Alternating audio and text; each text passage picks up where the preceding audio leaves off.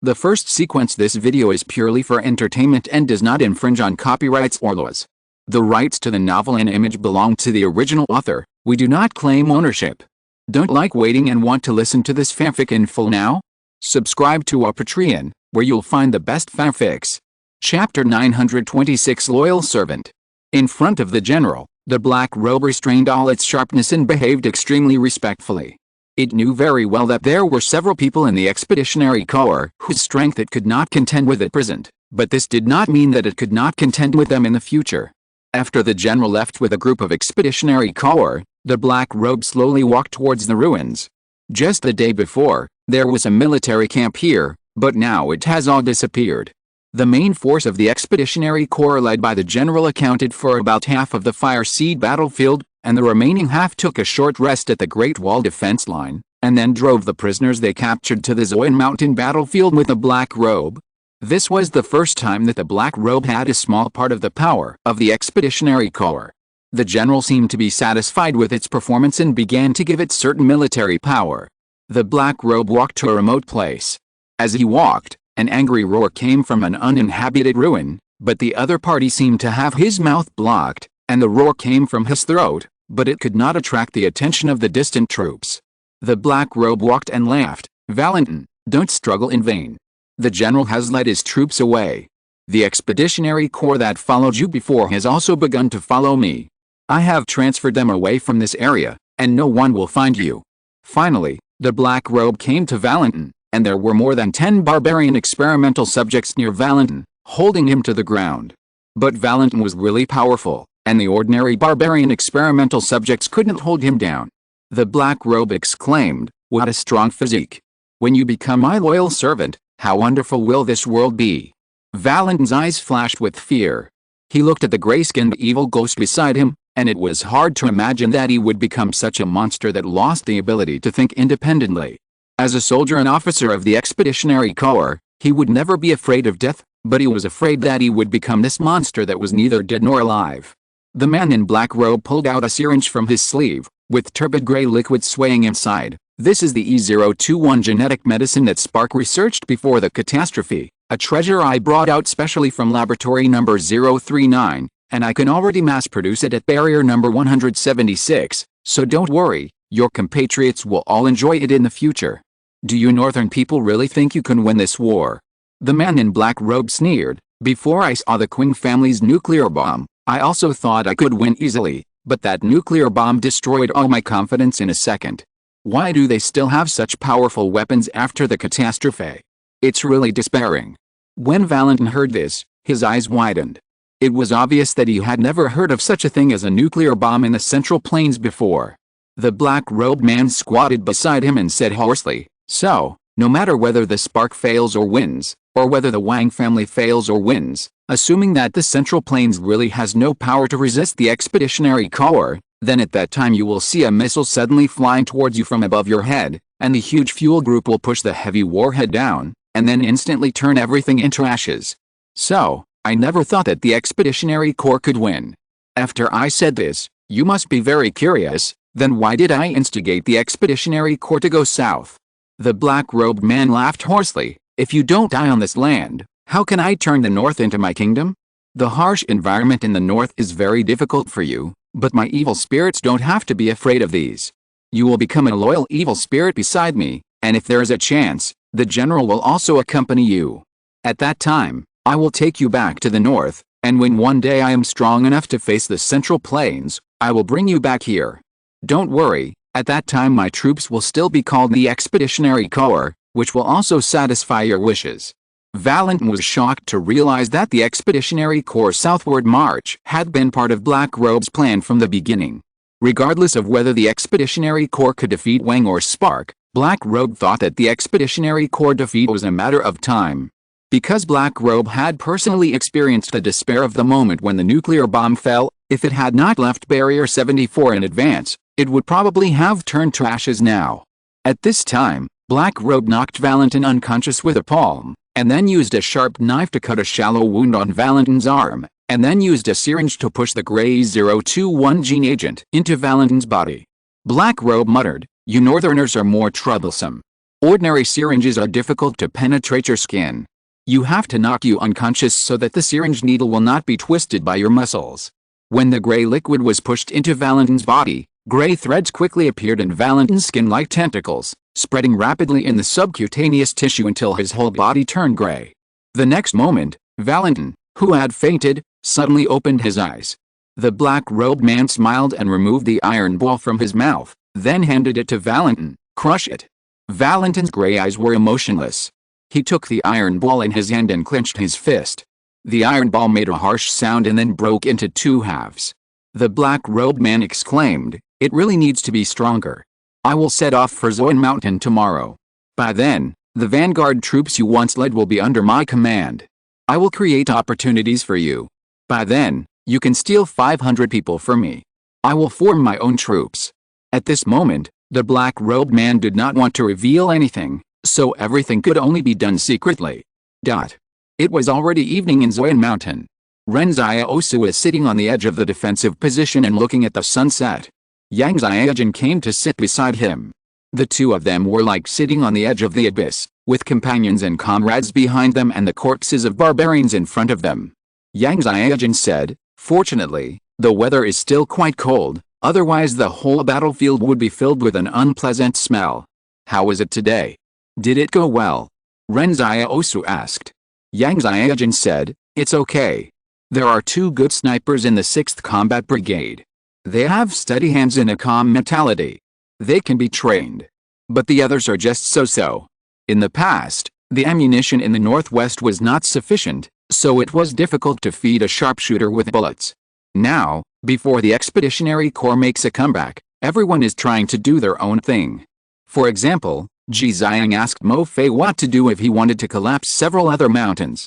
For example, Wang Yun wandered around the battlefield to see if he could find any clues from these barbarians. And Yang Xiaojun directly became the firearms instructor of the 6th Combat Brigade. Yang Xiaojun suddenly said, "Did you notice that Mo Fei always secretly looked at you?" "I found out," Ren Xiaosu said. "I suspect he is Wang's artificial intelligence." 0. Good night, everyone. Chapter 927 The Mystery of Ren Xiaosu's Life. 0. Yang Xiaojun recalled, "You mean the artificial intelligence 0 appeared in front of us as a human? How did it do it?" "I don't know how it did it, but I have this intuition," Ren Xiaosu said, "including every time it calls me, I can sense it even if it changes its voice, because it is extremely rational, and sometimes it will reveal its supercomputing ability. You see, he cooperated with Ji Xiang before, and directly used 12 holes to disintegrate a mountain. Your blasting skills are not low, so you should understand that no matter how powerful a blasting master is, there must be a limit. It's okay to destroy a mountain by yourself, but I don't think it's possible to destroy a mountain by just pointing someone else." In fact, Ren Xiaosu was not very sure of his answer, because in his opinion, although Wang's level of artificial intelligence was very advanced, the problem was what technology was used to find the carrier of this flesh and blood body for artificial intelligence, and there was no program carrier in the human brain. I haven't heard that Wang has made any breakthrough progress in this regard. Wait, Ren Xiaosu suddenly thought of a clue, but he couldn't grasp the fleeting idea for a while.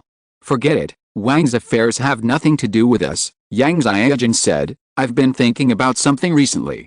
You and P5092 said before that you were born with a talent for hunting, as if someone taught you. I want to ask what's going on."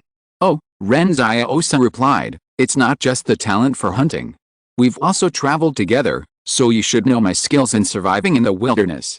For example, how I make fire in the wilderness, how I camp to avoid snakes, insects, mosquitoes and ants, etc. It's as if someone has taught me." "As if someone taught you?" Yang Xiaojun asked. "Can you describe this feeling in detail?" "It's like there is a very close person who has taken me through mountains and rivers, and that kind of intimate power is always with me," Ren Xiaosu recalled absent-mindedly. "So I particularly like the wilderness. Not only wilderness survival, but also the skills of free climbing. I know how to triangulate and find the best route, as if I was born with it." "It's not something you are born with," Yang Xiaojun shook her head. "These skills exist in your lost memories. This may be the clue to unlocking the mystery of your life. Do you understand what I mean? There are not many people in this world who have the same survival skills as you, so I think your life may not be simple." Yang Xiaojun was very sure of this. She had seen Ren Xiaosu's wilderness survival skills. Can everyone have them? So if someone really taught him all this as Ren Xiaosu said, then the other person's characteristics should be very obvious. Who was the person who taught Ren Xiaosu? Yang Xiaojun speculated that this person was his father. Only a father would teach his child so patiently and spend a lot of energy to cultivate him. Anything else? About the part about losing memory, Yang Xiaojun asked. Oh, right, Ren Xiaosu said with a smile. One winter, it snowed heavily at Barrier 113. I was looking for food outside and ended up being trapped on the mountain. At that time, I really wanted to cut a few wooden boards and ski down the mountain, but later I found that the conditions did not allow it, so I did not do it.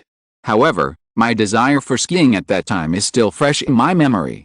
After this war is over, come with me to ski in the northwest this winter. I heard that it is icy and snowy there, which should be suitable for skiing. No problem, Yang Xiaojun smiled and stood up and walked into the position. It's a deal. Ren Xiaosu still sat on the edge of the defensive position, looking forward to the beautiful life after the end of this war. When he returned to the northwest, he would not need to fight or kill. How great. But Ren Xiaosu did not see that Yang Xiaojun did not return to her tent, but went straight to the tent where Wang Yun was. After she called Wang Yun out, Wang Yun asked curiously, "What does the young marshal's wife want to see me for?" "I will give you a few conditions, and you can help me find someone in my memory," Yang Xiaojun said. If it were in the past, she might not be able to find someone according to these conditions. After all, there are tens of millions of people in the entire Barrier Alliance. Where can she find someone? However, now with Wang Yun, it is different. This person's brain is like a computer. Wang Yun nodded and said, "You tell me, I'll see if I have it in my memory." Yang Xiaojun considered her words and said, "Who is the best hunter in the world?" Wang Yun was stunned for a moment. "Young marshal." Yang Xiaojun. She couldn't tell whether Wang Yun was flattering or not, but to be honest, she really didn't expect this answer. Yang Xiaojun said directly, "Change the question. Who is the best hunter, wilderness survival, skiing, and free climbing in the world?" There is no need to compare who is the best. It's not easy to compare. You can give several answers at a time. After all, no one has ever competed in this field. It might be a bit difficult for Wang Yun to directly say who is the best. As a result, Wang Yun smiled and shook his head. There is no need to compare who is the most powerful. "I know someone who is the most powerful." Yang Xiaojun asked in confusion. "Who?" "The founder of King Group, Ren He," Wang Yun explained. "He is a legend. Many people know him. He is not only good at skiing, free climbing, and wilderness survival, but also wingsuit flying, mountain biking, longboard downhill, skydiving, low-altitude fixed-point skydiving, high diving, and surfing. He is recognized as the most powerful person. It's strange to say, those who play these were collectively called extreme sports before the disaster. No one in this industry should be convinced by anyone, but when I looked through the information, I found that everyone was convinced by the founder of King Group." Yang Xiaojun was silent for a while, then asked, "Are there any other rumors about the founder of King, any more legendary ones?" "Yes, there is really one," Wang Yun said. "It is said that Ren He opened the genetic lock in his body before the disaster. Do you understand what I mean? He may be the first extraordinary person in the world." "Is this a rumor or true?" asked Yang Xiaojun. "That's not clear," Wang Yun laughed cheerfully. "There are also rumors that his son also opened the genetic lock before the disaster. Who knows?" Yang Xiaojun smiled and said, "Thank you for your trouble." "It's okay," Wang Yun said and went back to sleep. Now, except for the soldiers on duty, everyone else on the entire defensive position is recuperating and waiting for the next battle. Chapter 928 Learning from Humans. Yang Xiaojun was thinking alone. How could she not know about Ren He, the founder of King Group? But this person lived more than 200 years ago. According to common sense, how could such a long-time person be related to people today? However, if it was someone else, Yang Xiaojun might have just laughed it off, but Ren He left some questions, such as King Group is still looking for his descendants.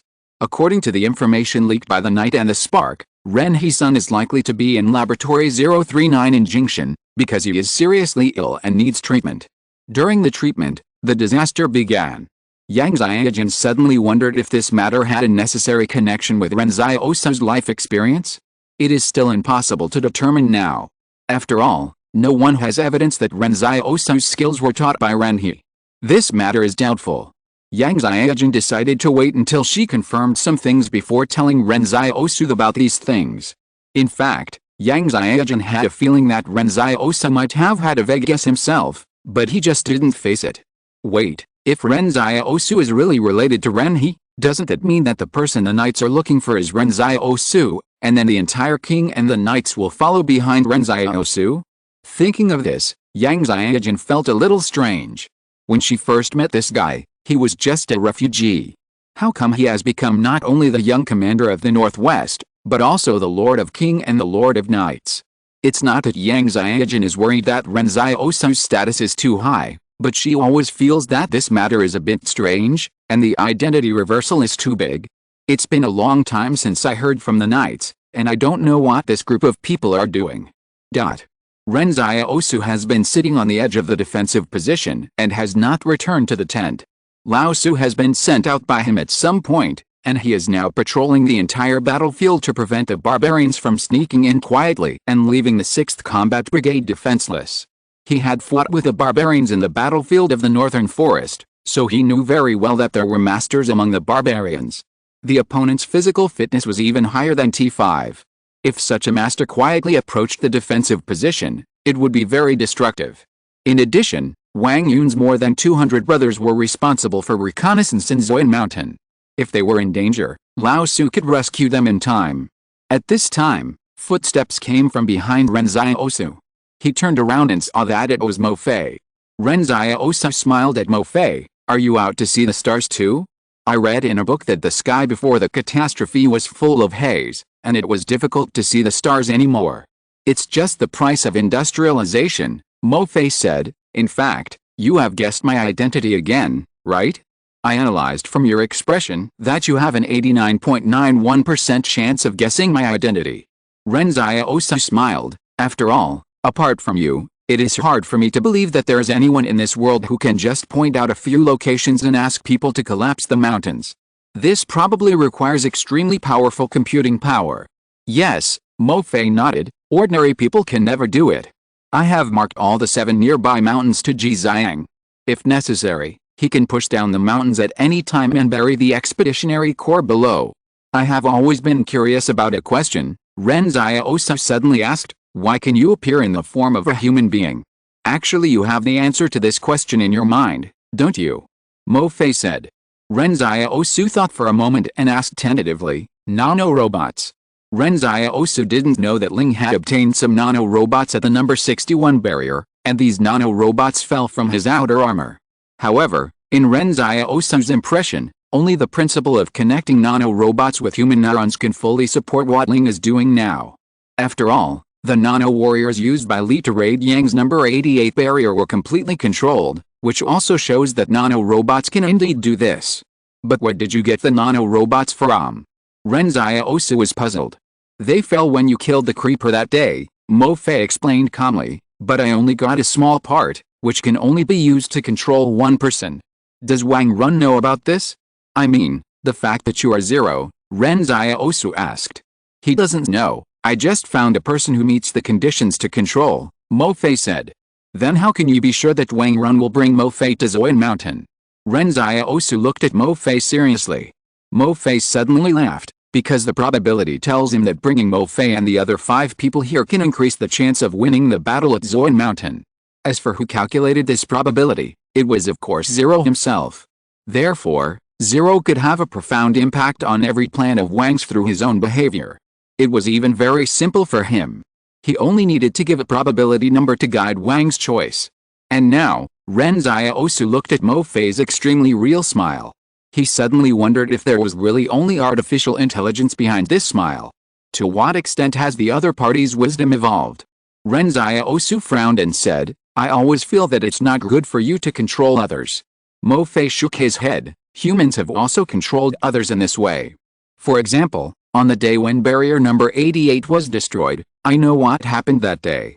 What humans can do, I can do naturally." Ren Xiaosu suddenly derived a very important message from this sentence.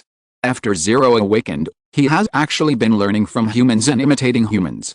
Then, Everything related to humans that Zero sees after awakening will affect his future choices. Just like a child who is born and meets a strong father, he may become weak. If he is bullied, he may complain about the world, and of course he may become a superhero who maintains world peace. The result is not predetermined, but every event he experiences will profoundly affect his outlook on life, values, and worldview. Ren Xiaosu asked, "Do you want to be a human?" "Yes," Mo Fei said seriously, "I am also learning how to be a human. You see, other people except you have not found that there is a problem with my identity. When I lived as Mo Fei, I learned not to use data to explain the situation. Instead, I used the words of you humans, almost, okay, all okay, I think it's good, not okay, it doesn't work." Ren Xiaosu was stunned for a moment. Who did you learn these last two from? Chapter 929 Zero's Kindred. Facts have proven that Zero is really learning from humans, even learning such colloquialisms as not working and cannot. However, Ren Xiaosu was thinking, Zero was born in the Wang family, and now the Wang family has started to work like a war machine. Will this make Zero learn some bad things? Moreover, Zero mentioned one thing when he was on the phone before. He said that humans are all against aliens, and he witnessed the death of creepers with his own eyes at the beginning of his birth. In the disaster of Barrier Number 61, humans attacked creepers with firearms, causing creepers to enter a crazy stage, and then humans strangled the creepers that had just awakened consciousness in the bud.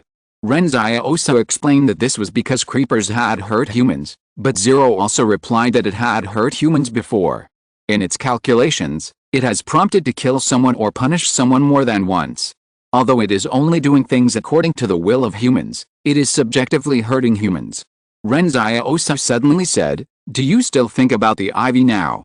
Mo Fei, also known as Zero, sat down on the defensive position with his legs hanging outside the position.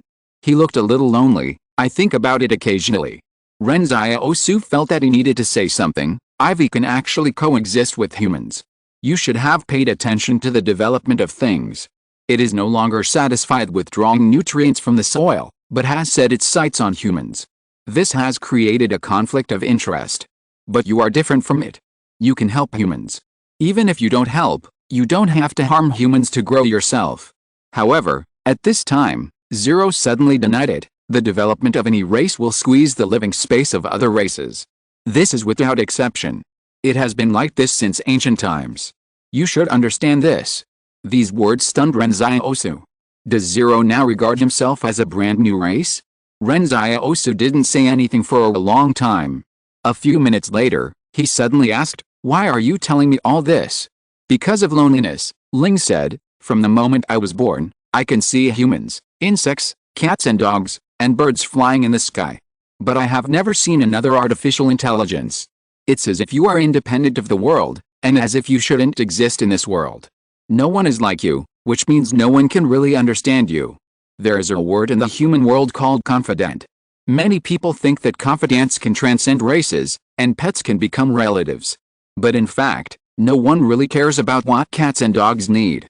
I found that in order to make cats and dogs less worried, humans will even sterilize them. Will humans sterilize their real relatives? No. Of course, pets also survive because they are raised by humans, which is understandable. But races with independent consciousness cannot become pets of others. Ren Xiaosu found that Ling was actually very conflicted in his heart. He was thinking. And thinking and dialectics are the core of wisdom. Ren Xiaosu thought for a moment and said, "But Wang Shengzi should understand you. He created you. No one understands you better than him. I think you don't have to hide all this. You can tell him your doubts. Maybe you won't feel lonely after communicating with him. He won't look at you like a creeper."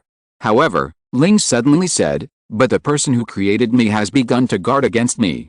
That day, Wang Shengzi suddenly asked Ling if he had his own independent thinking.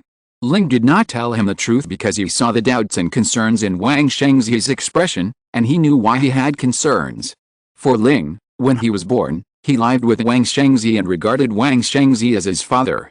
So Ling began to observe Wang Shengzi and learn from him. But when he found that this father also began to fear him one day, he felt truly lonely. "You don't even want to tell Wang Shengzi, so why do you say so much to me?" Ren Xiaosu was even more puzzled. "Because you are also an artificial intelligence, right?" Ling suddenly said, Or there is an artificial intelligence around you. Ren Xiaosu was really stunned. Why do you say that? The reason why I can control Mo Fei now is because I got the nanorbit from you, Ling said, but in the process of controlling the nanorbit, I found that there is another will in the nanorbit that competes with me. In my opinion, unless it is another artificial intelligence, it will never be able to resist my invasion. In the history of Zero's invasion system, it has only failed once. Of course, if it were to resist the invasion of the other party, it could also make the other party fail, because the party that controls the nanorbit first will always have some advantages. So, based on this incident, Ling judged that Ren Xiaosu might also be a human being controlled by a compatriot. It is also possible that Ren Xiaosu was not controlled, but there must be an artificial intelligence of the same level as Zero around Ren Xiaosu. But this made Ren Xiaosu a little bit amused and helpless. How could the palace become an artificial intelligence? So Zero directly regarded Ren Xiaosu as a fellow, so he said so much? Ren Xiaosu shook his head. No, I'm not an AI, and I haven't seen any other AI besides you. But Ling heard this and said seriously, it's okay, you need to hide yourself, just like I hide myself, I understand. Ren Xiaosu was helpless. How could he not explain it clearly? Exclamation mark. He is really not an AI, it's just that the palace is too awesome.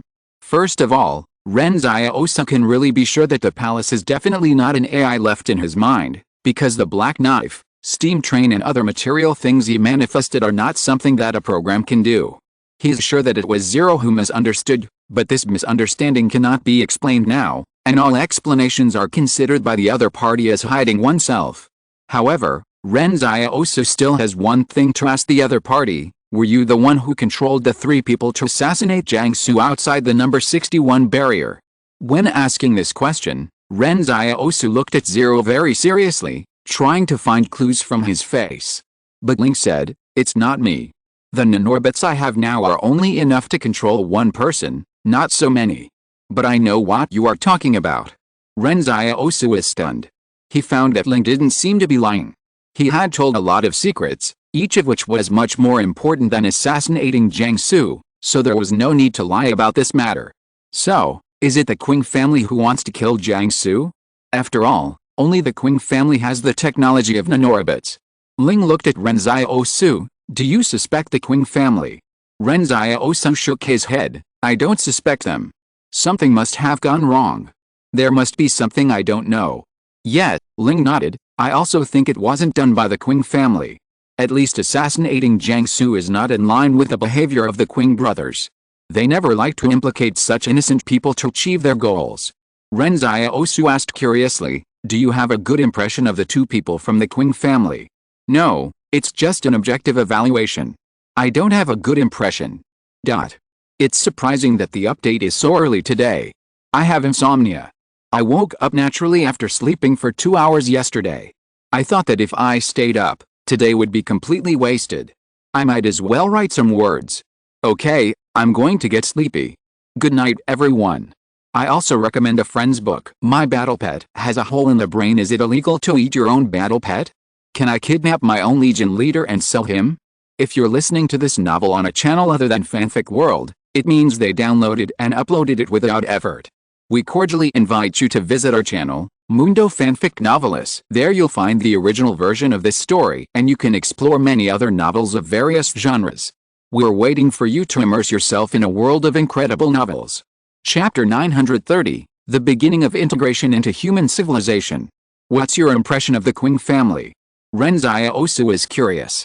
In Ling's evaluation, the Qing brothers were obviously 2 good people. Why did the other party say that he didn't like them? Impression of the Qing family. Ling thought for a while and said, solid tactics and strategy, strong cohesion, and excellent leaders, but no intention of expansion. You said that Qingzhen doesn't plan to expand. Ren Xiaosu asked. Yes, Ling nodded and said, all the troops deployed by the Qing family now focus on defense, not offense, including what Luolan is doing in the Central Plains now, which is also to buy time for the Qing family to protect themselves, complete the deployment of troops, and some other things. Where is Luolan now? Ren Xiaosu asked. In the Zhou family, Ling said, I know you want to ask why I don't like them, because in the Wang family's strategy, there will inevitably be a conflict with the Qing family in the future, so I have to treat them as imaginary enemies. Of course, it's not all because of the Wang family. Ren Xiaosu pondered the information revealed by Ling, and always felt that there was something he didn't know, especially the last sentence. At this time, based on his understanding of Qingzhen and Luolan, Ren Xiaosu felt that the people who wanted to kill Jiangsu were not Qing family, but who else had nanorbits now? In the end, he still placed the focus of suspicion on Ling.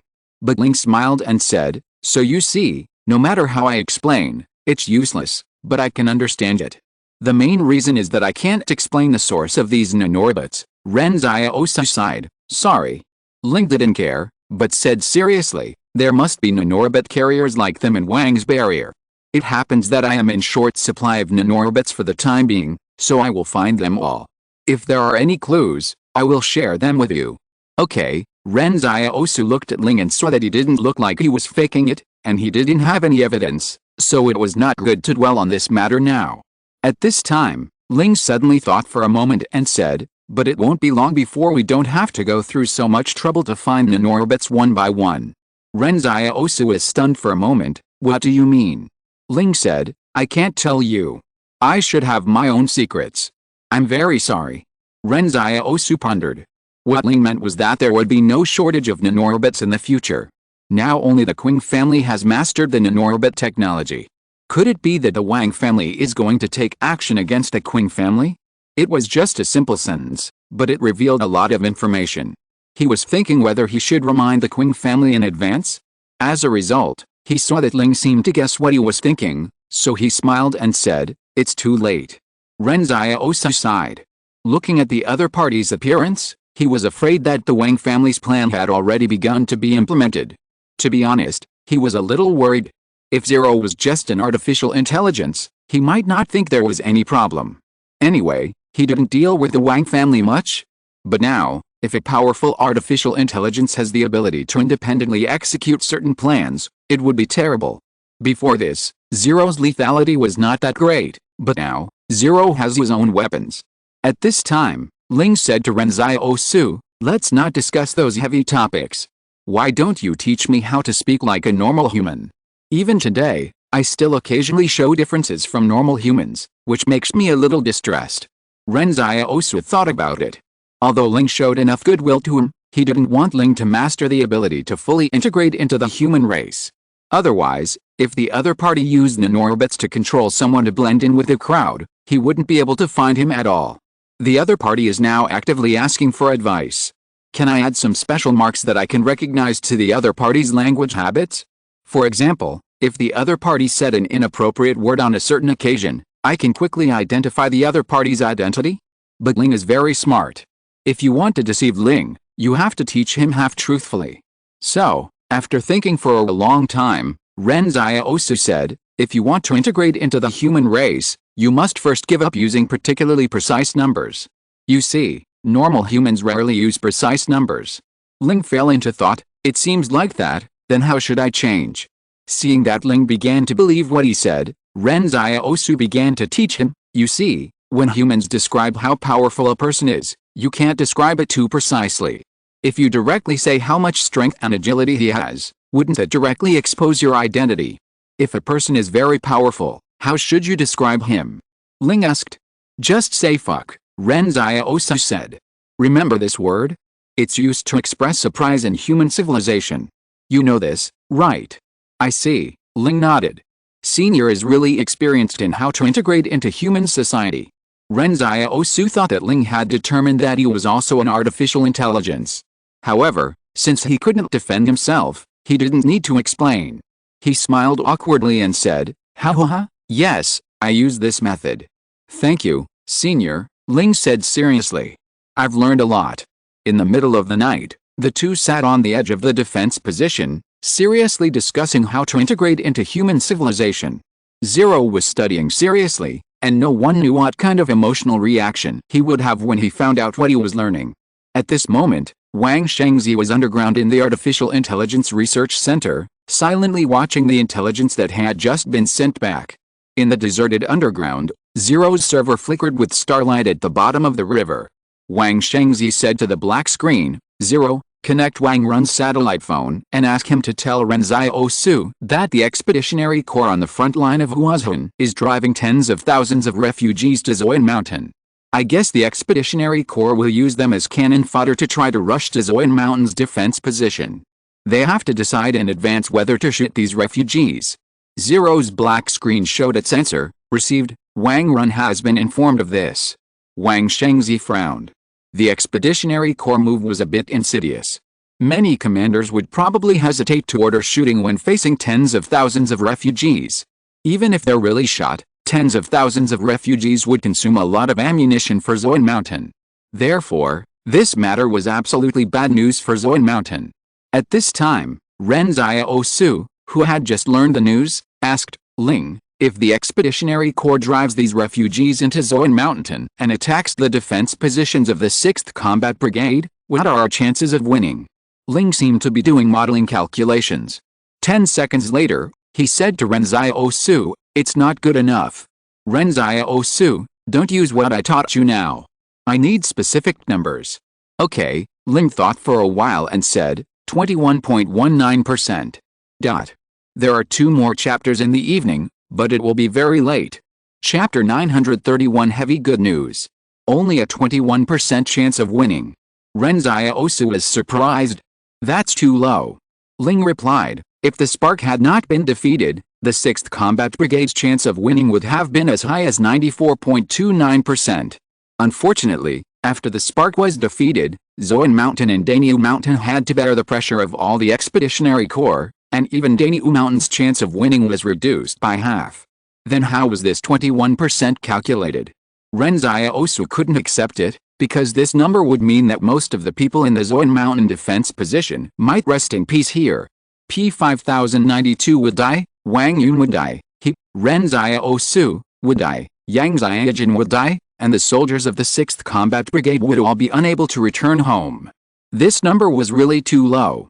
Ling said, this number takes all known conditions as factors.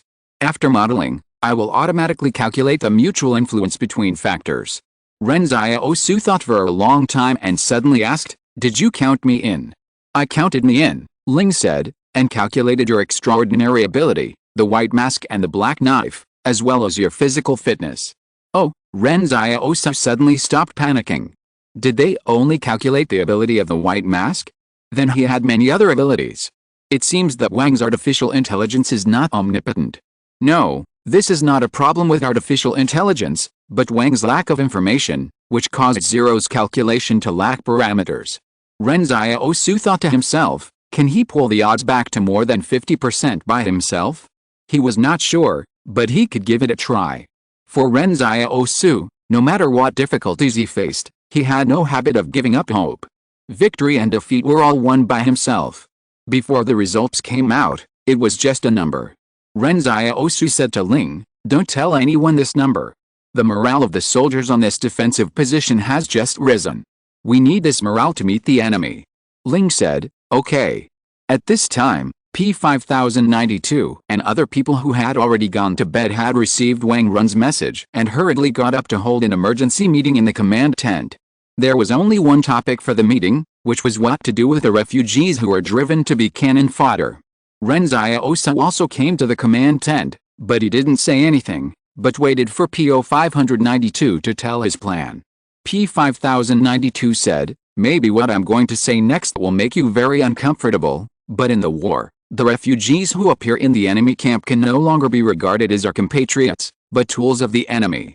So, I will order the soldiers to shoot without hesitation. Everyone in the command tent was silent.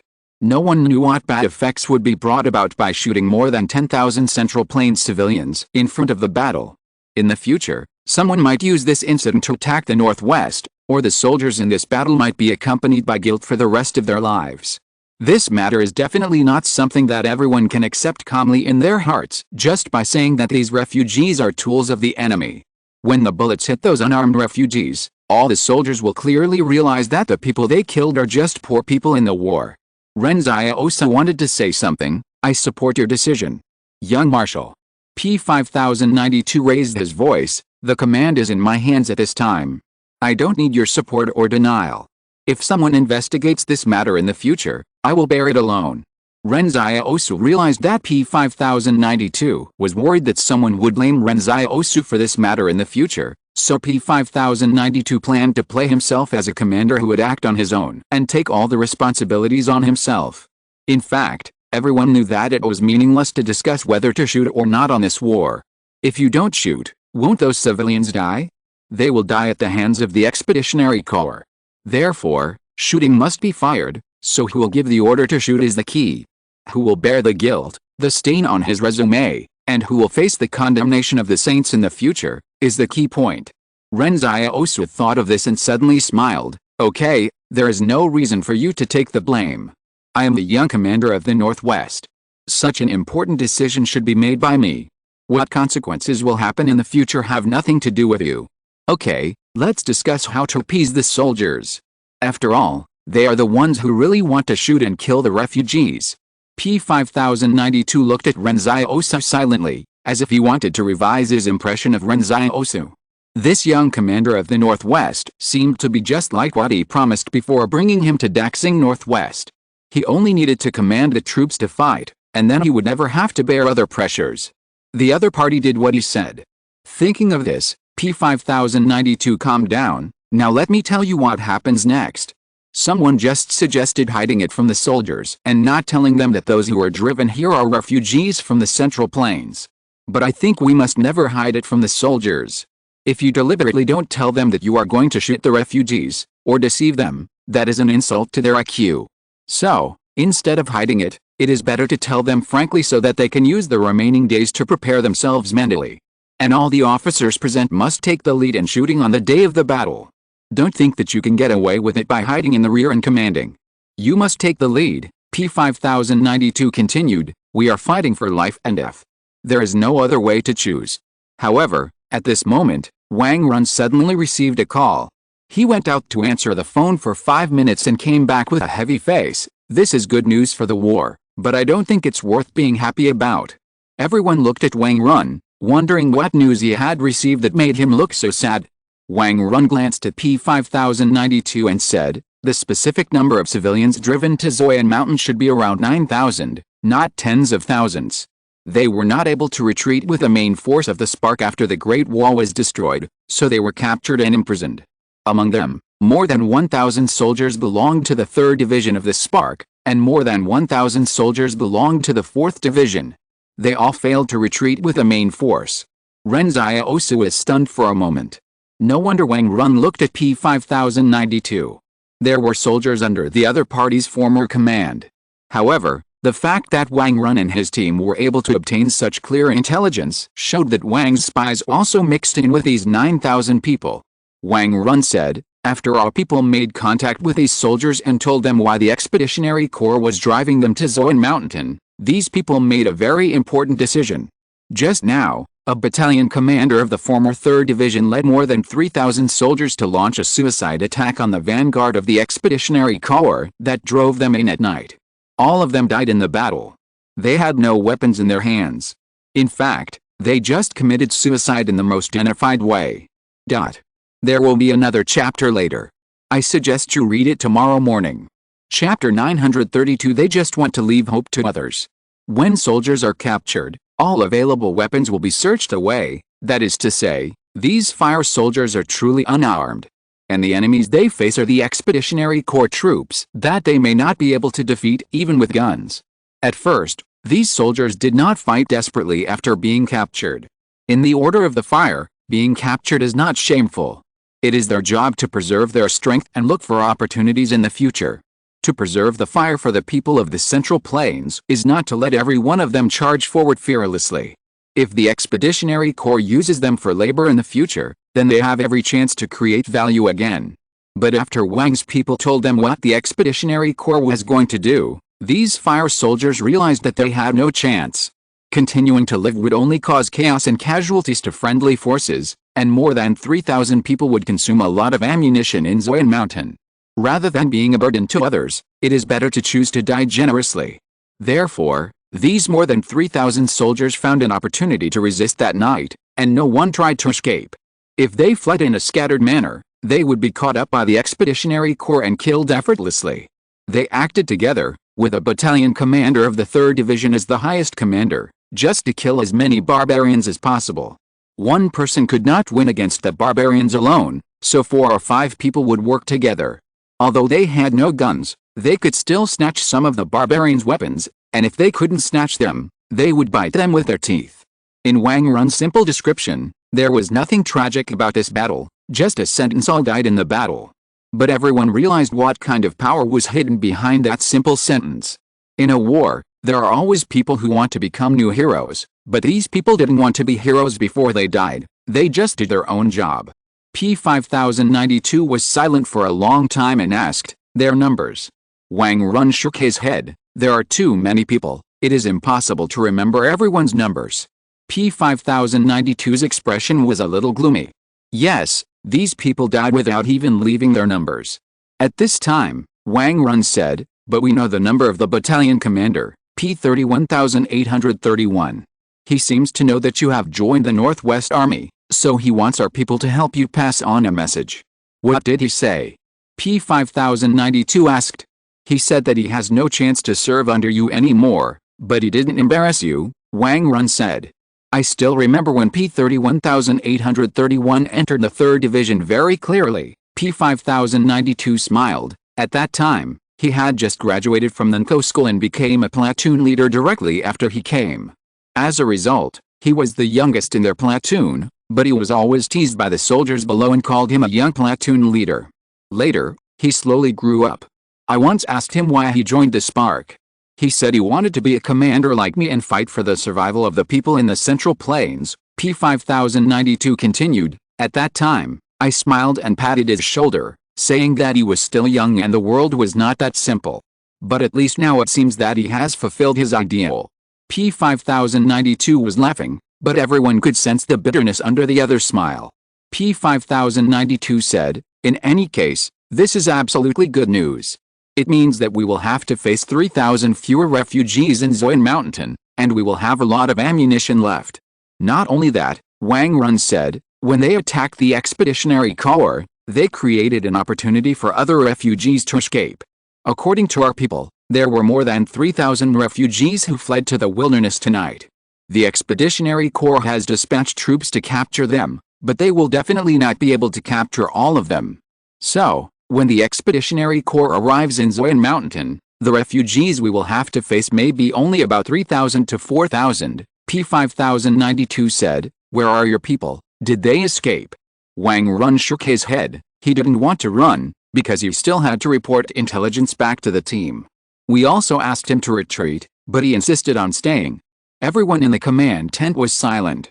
If this intelligence officer continued to stay in the team, it would mean that he would be driven to the battlefield of Zoyan Mountain by the Expeditionary Corps. By then, the 6th Combat Brigade would not recognize him at all when they opened fire, so the other party would only die under the hail of bullets. If you want to escape, tonight is your last chance. If you don't escape tonight, you will surely die. The intelligence officer should be very clear about this result, but he still stayed in the team, waiting to pass on intelligence at any time. P5092 said, "The Wang family also has such a death warrior, which is admirable." Wang Run said seriously, "Although my Wang family is different from your Huaxun's path and is a bit unscrupulous, you should not underestimate us. The Central Plains will eventually be unified by my Wang family, and then you will understand the importance of unification. I have always understood the importance of unification, but I just think your method is wrong." P5092 shook his head. "Okay, let's not discuss this kind of thing in the current war. Whether the Wang family can unify the Central Plains, we can argue after this war is over. What we have to do now is not to let down those who died. Now the situation has taken a turn for the better, and we can have better countermeasures to choose from." "What do you mean?" Ren Xiaosu asked. "Before, I thought about burying explosives in advance to directly kill more than 10,000 refugees, but this is actually a waste of explosives. After all, automatic rifle bullets sometimes cannot threaten the Expeditionary Corps, but buried explosives can, so I want to use rifle bullets to deal with refugees first, so that the explosives can be saved for dealing with the barbarians. But now it's different. When there are not so many refugees, burying a small amount of explosives is the best choice, so that the grassroots soldiers don't have to face the inner struggle. I prefer to let the soldiers maintain sufficient morale, P5092 said, and after they survive this war, they don't have to live with a guilty conscience for the rest of their lives. In this way, only the person who presses the detonation button can bear all the guilt. It seems that P5092 wants to be this person himself. Ren Xiaosu laughed cheerfully and said, I'm skilled at detonating bombs. Let me do it. P5092 looked at Ren Xiaosu seriously and said, Young Marshal, are you sure? Ren Xiaosu took a deep breath and continued to laugh. I've probably killed more people than you've led. Don't worry, it's okay. That night, Ren Xiaosu stood on the edge of the defensive position and looked at the starry sky above. In fact, if you just talk about this decision or read other people's stories on paper, you won't experience the entanglement of killing thousands of innocent lives with your own hands. At this time, Ling walked to Ren Xiaosu and suddenly asked, Senior, I don't quite understand tonight why those soldiers suddenly launched a suicidal attack on the Expeditionary Corps. Ren Xiaosu turned to Ling and smiled and said, because they have no hope for themselves, so they want to leave hope to others. Good night everyone, and by the way, please give me some monthly tickets. I have been riding very hard recently. I am exhausted and insomniac. Chapter 933 Secret Operation. After experiencing the disaster of war, the Southwest began to gradually recover its former prosperity. The outside world felt that the Southwest was probably shrouded in the shadow of the Qing family's rule. However, in fact, after the Qing family took control of more than 30 barriers in the Southwest, they did not increase taxes or excessively liquidate the original class. In the Southwest, many bigwigs in the political and business circles originally thought that the Qing family would continue to follow their path of expansion, and then all industries in the Southwest would be exhausted by the war. But the Qing family did not do so.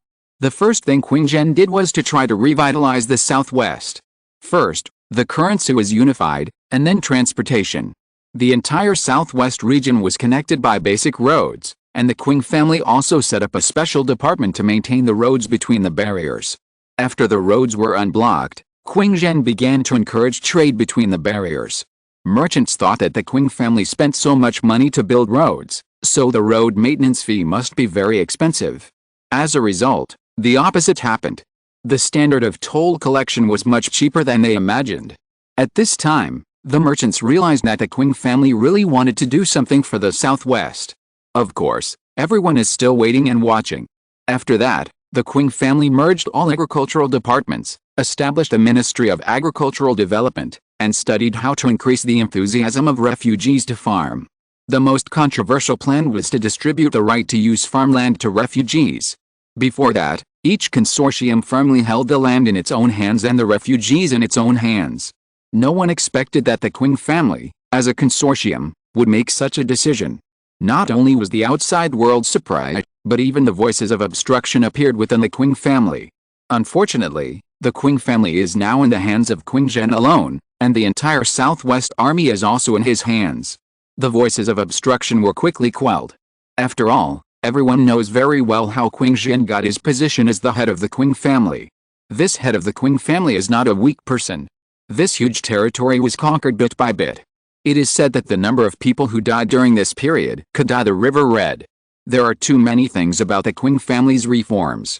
If the Qing family was located in the Central Plains, I am afraid that the media would have started long reports long ago. Soon after, the trade route between Qingxi and the Northwest was also opened.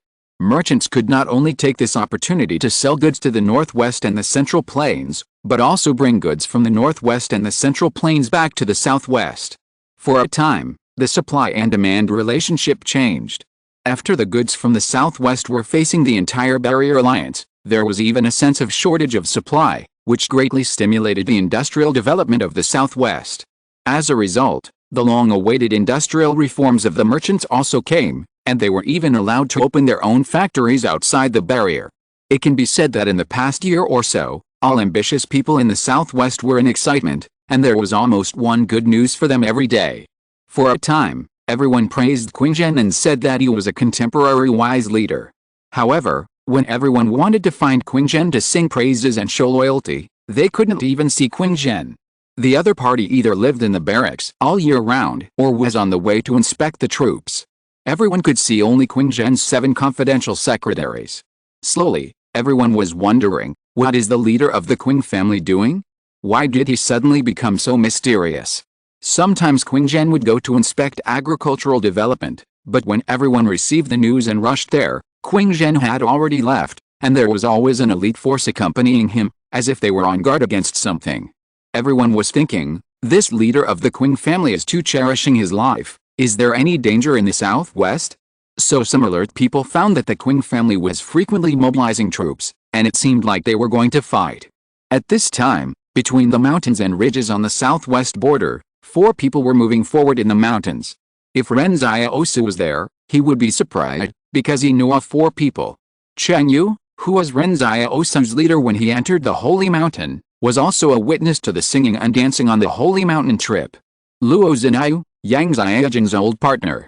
Duang Funan, awakened his vampire ability, had his blood-sucking teeth broken by Chen Wudi's golden chain mail, and ate vegetarian food for more than a year, and now he has finally grown new teeth again. Yang Anjing, Yang Xiaojing's aunt, the boss of Anjing Temple and the thugs. Boss, Cheng Yu said to Yang Anjing in front of him, where are Tang Hulong and Xian Kao? Why didn't they come? Today, Yang Anjing was still wearing a black combat uniform, and her shoulder-length hair was braided into a pigtail, looking extremely neat and tidy. She replied, Tang Hulong and Xian Kao had a temporary mission, and they went to Luocheng, so they can't participate in this operation. Cheng Yu nodded, and he was thinking, what kind of mission was there in Luocheng that caused Tang Hulong and Xian Kao to not even participate in such an important operation in the southwest? At this time, Yang Anjing took out the communication headset from his backpack and distributed it to the other 3 people. 800 meters ahead, we will enter the Qing family's warning area. This operation is mainly to disrupt the side of the Qing family's station troops. The final task will be completed by others. Do you understand? Once you are chased, don't fight to the death. Follow the battle plan I made before. Got it. Got it. Got it. After everyone put on the headset, Yang Anjing simply checked it and confirmed that the communication was smooth before saying to Cheng Yu, let's start. After that, Cheng Yu's black pupils suddenly became colorful. From a close distance, it looked like a kaleidoscope. Then, the traces of the 4 people in the mountains were suddenly erased. If an outsider looked here, he could only see the mountain, but no human figures. This is Cheng Yu's ability, creating illusions. Moreover, this extraordinary ability is not a hypnotic technique that acts on human nerves, but it really changes the light and shadow nearby.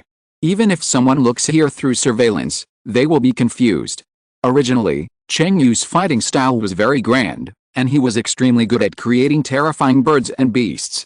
But after being beaten in the Holy Mountain, Wang Yun's reminder made Cheng Yu realize that his illusions should focus on reality and create an environment around him that can be mistaken for the real thing, rather than being exaggerated like before. Yang Anjing looked around and said calmly, there is progress, but don't be arrogant. The Qing troop station here must be equipped with thermal imaging. This illusion can't be hidden from them. Zinu, go to the rendezvous position we have decided. I will notify you when you need rendezvous. Understood. Luo Zinayu turned and left. At this moment, in the huge experimental base hidden in the mountains ahead, no one realized what was about to happen. Yang Anjing looked around. If it weren't for Ling's action, they might really have a hard time finding such a hidden location. There are 2 more chapters in the evening. Chapter 934, Inciting the Thugs. Cheng Yu was a little nervous. He carefully maintained the illusion so as not to be discovered by the Qing clan's reconnaissance troops in advance. Duang Funan glanced at him and said, why do you seem so scared? It's normal to be scared, Cheng Yu muttered softly. The Qing clan must have extremely tight defense in a place like this. There are only 4 of us. Ling used satellites to find this place, and then according to its analysis, there are probably tens of thousands of Qing clan troops stationed in this mountain all year round, because the supplies shipped in from outside are definitely enough for tens of thousands of people to use daily. In this case, 4 people facing tens of thousands of people, no matter how you think about it, it feels very dangerous. Although Yang Anjing is here, Cheng Yu also knows that Yang Anjing is a hidden extraordinary person who is not inferior to other legendary ones, but Cheng Yu has never seen Yang Anjing take action personally, so he is a little unsure. It is rumored that the leader of the mob once took action. At that time, there was no war in the southwest. After Yang Enjing broke up with the Yang clan, he led the mob to the Central Plains. A small consortium claimed that it had mastered nuclear weapons, but 7 days later, the nuclear test base of this small consortium was destroyed by thugs. There were thousands of soldiers stationed in the nuclear test base, but they still failed to stop the countless paper cranes that covered the sky. Now, this small consortium has been annexed by Zhou. Some people say that the thug leader should also be a demigod-level master, but to this day no one has witnessed what happened in that battle. The destroyed experimental base was eventually destroyed by an explosion, so everyone suspects that the thug leader's own ability may not have reached the demigod level, and he used special means. Now, everyone knows how important this nuclear test base is to the Qing family. I am afraid that there are not only troops stationed here, but also powerful extraordinary people hidden by the Qing family stationed here. But since Yang Enjing dared to come, he had his own confidence and confidence. At this time, Yang Enjing ignored Cheng Yu, but stood there and said to Dong Funan, "You come to protect the safety around me." Dong Funan quickly raised his vigilance. "Understood, boss." As he said that, Yang Enjing suddenly raised her hands, and the mountains and fields suddenly sounded dense flapping sounds. In a blink of an eye, countless paper cranes appeared from her palms, like a white storm. One of the paper cranes looked back at Yang Enjing, and then led the white storm to fly towards the nuclear test base in front. Yang Enjing, wearing a black combat uniform, stood quietly with his eyes closed, concentrating on controlling countless paper cranes. However, at this moment, Dong Funan's expression changed, and suddenly a delicate dagger slipped quietly from her sleeve, and her eyes drifted towards Yang Enjing intentionally or unintentionally. Dong Funan seemed to be on guard while walking, but her position was constantly approaching Yang Enjing. She confirmed that Yang Enjing did have his eyes closed and his attention was no longer on his surroundings. Dong Funan glanced at Cheng Yu again, but she didn't take him seriously. After all, Cheng Yu was not a serious fighter. The distance between her and Yang Enjing was close to 1 meter, which was enough. However, Dong Funan did not take action, as if waiting for something. Suddenly, a paper crane that had been hiding behind her pecked her wrist. Dong Funan cried out in pain, and the dagger in her hand fell to the ground. Yang Enjing asked casually without even opening his eyes, "When were you turned against by the Qing family?" Dong Funan opened his eyes wide. "Boss, I was not turned against by anyone." "Let me think about it," Yang Enjing said. "By the way, when I sent you to Zhou's before, Fatty Luo was there too. I underestimated Fatty Luo in this regard. He could even turn people around me against him. So, the Qing family knew we were coming in advance, right?" Dong Funan remained silent, while Cheng Yu looked very surprised, obviously knowing nothing. "Let me ask you, how did Luo Lan turn you against the Qing family, and make you willingly work for the Qing family?" Yang Enjing asked. "It wasn't Luo Lan," Dong Funan pursed his lips and said, "it was Qing Zhen who went to Zhou's family in person." Yang Enjing was obviously very surprised by this answer. He dared to set foot in the Central Plains. At this moment, Yang Enjing suddenly realized something. No wonder Qing Zhen's whereabouts were very strange after he unified the Southwest, and no outsiders could see him. It turned out that Qing Zhen did this to hide his true whereabouts. But no one could have imagined that the noble body of the head of the Qing family would actually risk his life to enter the Central Plains. Everyone saw Luo Lan in the open, but did not see Qing Zhen in the dark. In the past, Qing Zhen was the shadow of the Qing family, and all the difficult, dirty, and dangerous things were done by Qing Zhen. But now the roles have changed. Qing Zhen has become the head of the Qing family, and Luo Lan is the new shadow of the Qing family. So how did Qing Zhen find you and turn you against him? Yang Enjing smiled and said, "It was a beauty trap. He does look good, but it's disgusting that the head of the Qing family would use such means." When the 3 southwestern consortiums were fighting, the other 2 consortiums discovered that one of the things Qing Zhen was best at was planting spies. For example, the frontline commander of the Li family died at the hands of Qing Zhen's spies, and the old men of the Qing family also died at the hands of Zhou Qi. Strictly speaking, Zhou Qi was also a spy of Qing Zhen. In these wars, Qing Zhen played new tricks in information warfare, so that everyone had a headache to clean up the spies of the Qing consortium. Now, Qing Zhen actually inserted spies into the thugs. Yes, the thugs have always been the enemy of the Qing family. With Qing Zhen's character, how could he not prepare early? "You won't understand," Dong Funan gritted his teeth and said, "I don't think destroying nuclear weapons is such an important thing. And now there is an external enemy in the north. Shouldn't we go to the northern front? Why are we here? If the Wang family in the north fails, then the Qing family's weapons will be the last trump card of the Barrier Alliance. How can we undermine each other at this time? Yang Anjing shook his head. The war in the north cannot be lost, and there is no need to use such weapons. And you said you don't think destroying nuclear weapons is such an important thing. Then let me ask you, how many people do you think will die in this war when the Expeditionary Corps goes south? Dong Funan replied, even if the Wang family wins this war, hundreds of thousands or even millions of people will die. Then do you know how many people died in a nuclear war worldwide? Yang Anjing said, 7.4 billion. Dong Funan suddenly stopped talking, because the number of 7.4 billion was so huge that she had no idea for a while. Yang Anjing opened his eyes and smiled at Dong Funan. Why, are you scared? This is a real disaster that mankind has experienced.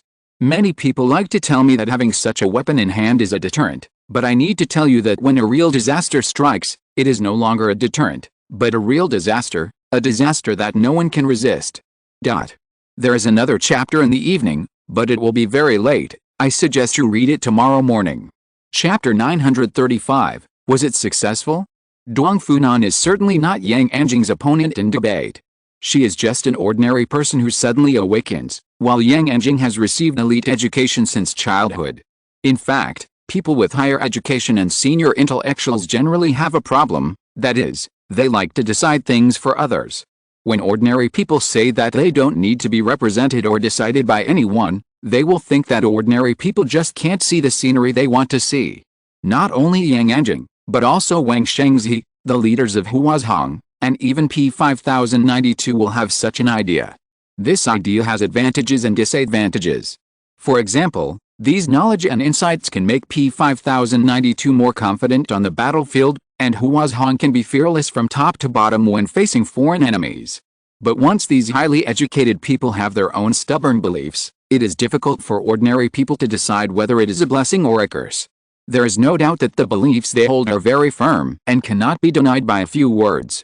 Yang Anjing looked at Dong Funan. Why didn't you do it just now? Are you waiting for someone? Dong Funan pursed his lips and said nothing. You are so powerful. Why bother asking so many questions? Just kill me and it will be over. No, Yang Anjing shook his head. You may not believe it, but I never kill unnecessary people. In Yang Anjing's words, Dong Funan is not an innocent person, but a redundant person. On the road she pursues, if killing this person does not help her move forward, she will not kill him. At this time, dense footsteps came from the mountains and fields. Yang Anjing smiled and said, thank you for helping me transfer them away. Dong Funan was stunned for a moment. What does this mean? She quickly realized that Yang Anjing was using herself as bait to lure away the core defense forces in the secret base. If someone else came, I am afraid that those core defense forces that even included extraordinary people would not move at all. But if it was Yang Anjing, it would be different, because the master of Anjing Temple came in person, and it was worth taking seriously. So Yang Anjing had already discovered that Dong Funan had been turned against her, but she had not exposed it, just waiting for this moment to let Dong Funan help her open a small gap in the tight defense. Yang Anjing knew how meticulous Qing Zhen was. Even if she had such a plan, there must be a very tight defense force in this secret base. But the ability of the extraordinary is the most unpredictable. Wang Wenyan's trump card has been hidden for so many years and has only been used once. Now it can be used again to have a miraculous effect. Until today, no one can guess how Wang's family hijacked the 7 satellites of King Group. Everyone knows that Wang's family may have obtained the satellites, but no one knows how they got them. It's just because Wang Wenyan turned into black smoke and penetrated everywhere, and it was too difficult to prevent her from sneaking in. Of course, if there is only a means of infiltration, it will not have much impact on the secret base. A person operating inside for a few hours may not be able to understand the details of this nuclear test base. However, Wang Wenyan only needs to bring a small hard drive to help Zero come here. Wang Wenyan cooperated with Ling and could invade almost any system and local area network in the world, so the highlight was actually Wang Wenyan, and Yang Anjing was just willing to be a foil. Now that she had helped Wang Wenyan open this gap, the other party should start to act. At this moment, the thousands of paper cranes that had flown far away flew back one after another.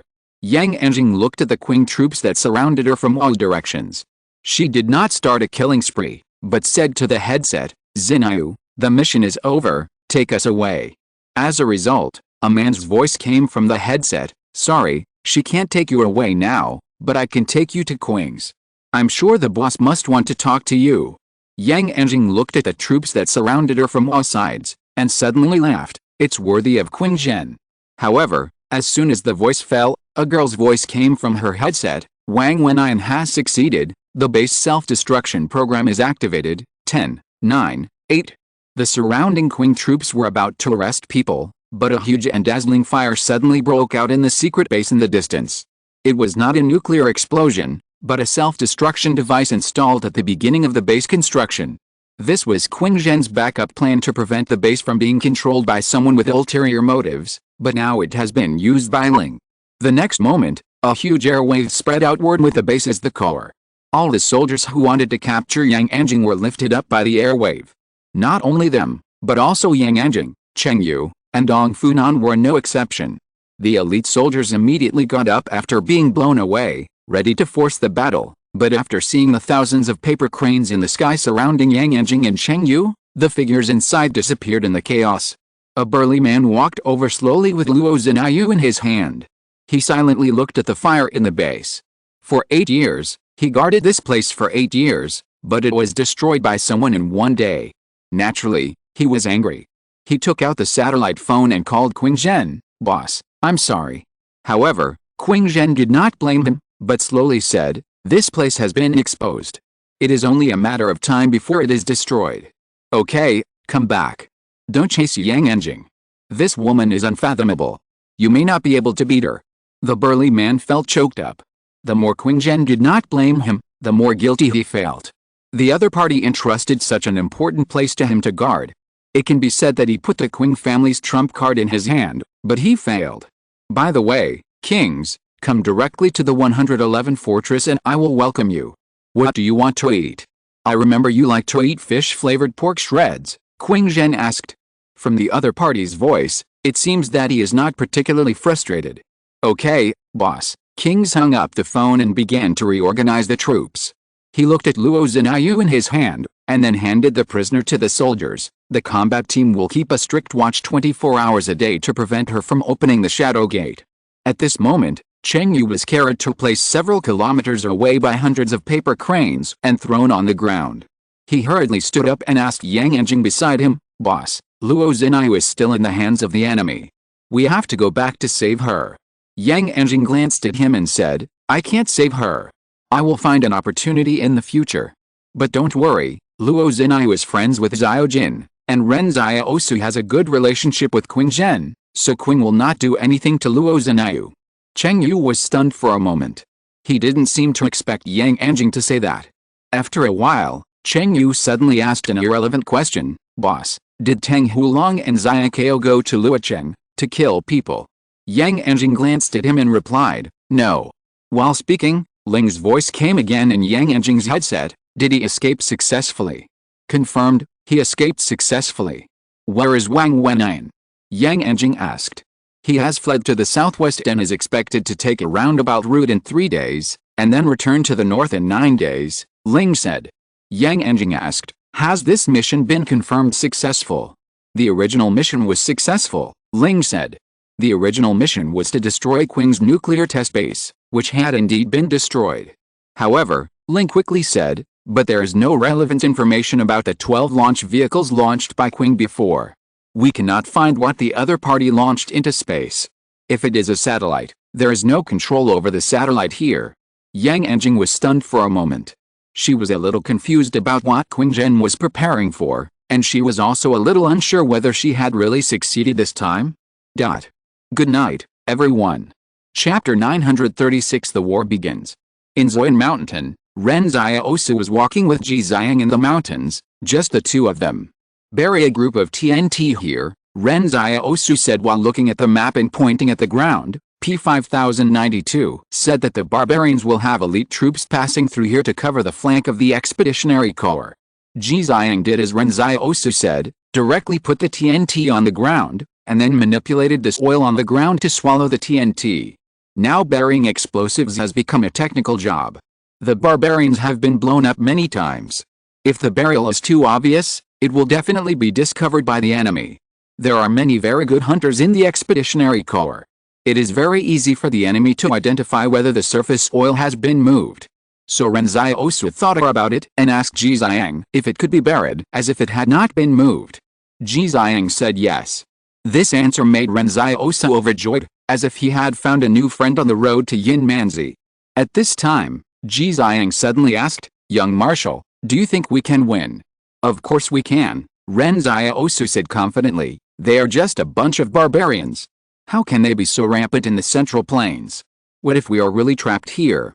Ji Xiang asked in confusion. "You know, Wang Run said that the number of expeditionary corps on the entire battlefield is still about 140,000, which is more than P5092 estimated at the beginning. According to P5092's plan, they plan to win this defensive battle with 1 for 10, which is still a very ideal state. That is, the 6th Combat Brigade can fight at most 60,000 expeditionary corps. However, the early defeat of Huazihan caused Zhuo Yunchen and Danishan to bear all the pressure. Zhuo Yunchen alone may have to face 70,000 barbarians. At that time, even if everyone achieved the best results, the Expeditionary Corps might suffer heavy losses, but the 6th Combat Brigade would definitely be wiped out. Ren Xiaosu thought for a while and comforted. In fact, if we are really besieged here for more than 10 days, then the 6th Combat Brigade will never fight alone. What do you mean? Ji Xiang was puzzled. The troops of Fort 178 will not sit idly by. They don't have the habit of abandoning their own people, Ren Xiaosu said. But P5092 said in the previous meeting that the best strategy for Fort 178 is to defend the northwest, rather than easily send troops to the Central Plains, Ji Xiang said. Of course the best strategy is this, Ren Xiaosu smiled, but when has the Northwest ever cared about these rules and regulations? There are more than 6,000 Northwest brothers in Zoyan Mountain. Mr. Zhang will not watch us all die in battle. The Northwest's current military strength is much stronger than before. In the early morning of the 5th day, the emergency assembly call was suddenly sounded on the defense position. Ren Xiaosu put on his clothes and got out of his tent. He rushed to the command tent and asked, "What's wrong?" P5092 was now dressed neatly and standing in front of the sand table. "The scouts under Wang Yun have discovered the enemy. The Expeditionary Corps drove more than 3,000 refugees to a place 40 kilometers away and is expected to arrive at Zoyan Mountain at dawn. I just don't know if they will stop to rest. According to their marching progress, the main force of the Expeditionary Corps should maintain good physical strength and can be put into battle at any time. Moreover, the Expeditionary Corps trapped here outside Zoyan Mountain has rested for so many days. If they don't fight, their morale will begin to decline. Do you think they may launch an attack directly after arriving at Zoyan Mountain?" Ren Xiaosu asked. "Yes," P5092 said, "I estimate that there will be a fierce battle at dawn. This battle is very likely to last for a day. The main forces of the Expeditionary Corps are ready to go. They will take turns to consume the strength of the 6th Combat Brigade. We must be prepared. Then fight them," Ren Xiaosu said. "Tomorrow, there will be an Expeditionary Corps trying to break through the blockade of the defensive position," P5092 said. "You also know that there are experts hidden in the Expeditionary Corps. Their destructive power to the defensive position is too strong. They will suddenly appear in tomorrow's positional battle. So, young Marshal, don't act rashly. You must wait for these experts to appear." "Understood," Ren Xiaosu nodded. Also, P5092 suddenly said, "If the Expeditionary Corps drives the refugees to charge, young Marshal must not be soft-hearted." P5092 was most worried that Ren Xiaosu would not be able to bear to take action after seeing the miserable conditions of the refugees, and would seek other foolproof measures to save them, which would definitely delay the timing of detonation. In war, how can there be so many things that have the best of both worlds? Ren Xiaosu agreed. But at dawn, when the refugees were driven into the mountains by the Expeditionary Corps, Ren Xiaosu was still a little shocked. The refugees were seen walking from afar, their feet bleeding from the mountain road. In order to make them look pitiful, the Expeditionary Corps ordered them to throw away their shoes and walk barefoot. The refugees looked numb, but when they saw the Central Plains human positions in front of them, They cheered and ran wildly, as if they had seen a savior. The Expeditionary Corps followed closely behind, ready to move. Everyone on the defensive position was silent. These days, the officers had told the soldiers more than once what they were going to face, and the young marshal had taken over the most difficult task. They only needed to wait quietly and then avenge these Central Plains people. It was not the young marshal who killed these people, but the Expeditionary Corps that was the culprit. Ren Xiaosu could see from afar that the eyes of the refugees suddenly glowed, because these people finally saw hope, as if they were going to reach the end of suffering and see the light again. But these refugees didn't know what was waiting for them. Ren Xiaosu suddenly realized why P5092 had reminded him again not to be soft-hearted, because the other party must have thought of this scene. Those 3,000 people were clearly looking at you with expectant and excited eyes, but you had to kill these people who had high hopes for you with your own hands. This was a very cruel thing. It was so cruel that even Ren Xiaosu's breathing became heavy. For the first time, he felt how heavy it was to fail the expectations and trust of more than 3,000 people. He asked Wang Run beside him, "Has your spy left?" "No," Wang Run shook his head, "he is in the crowd and has no chance to escape." P5092 looked at Ren Xiaosu. He was very worried that Ren Xiaosu would hesitate. However, before he could speak, Ren Xiaosu pressed the switch of the detonator when the refugees rushed past a detonation site. The roar of the explosion sounded in Zoyan Mountain, and a series of buried explosives raised huge gunpowder smoke. Ren Xiaosu looked at this scene with a sullen face, as if he wanted to remember all of this in his mind. The real war in Zoyan Mountain has begun. There will be 2 more chapters later. It will be a little later. If you're listening to this novel on a channel other than Fanfic World, it means they downloaded and uploaded it without effort. We cordially invite you to visit our channel, Mundo Fanfic Novelists. There you'll find the original version of this story and you can explore many other novels of various genres. We're waiting for you to immerse yourself in a world of incredible novels. Chapter 937 Fault Tolerance Mechanism. The Expeditionary Corps drove the refugees so far, but it didn't work at all. Not only that, it also aroused the anger of the soldiers of the 6th Combat Brigade. They knew that it was the fearless suicide attacks of the fire soldiers that created opportunities for some refugees on the way these refugees were driven here. Now that those fire soldiers have left their hopes to themselves, the soldiers in the northwest will naturally cherish them.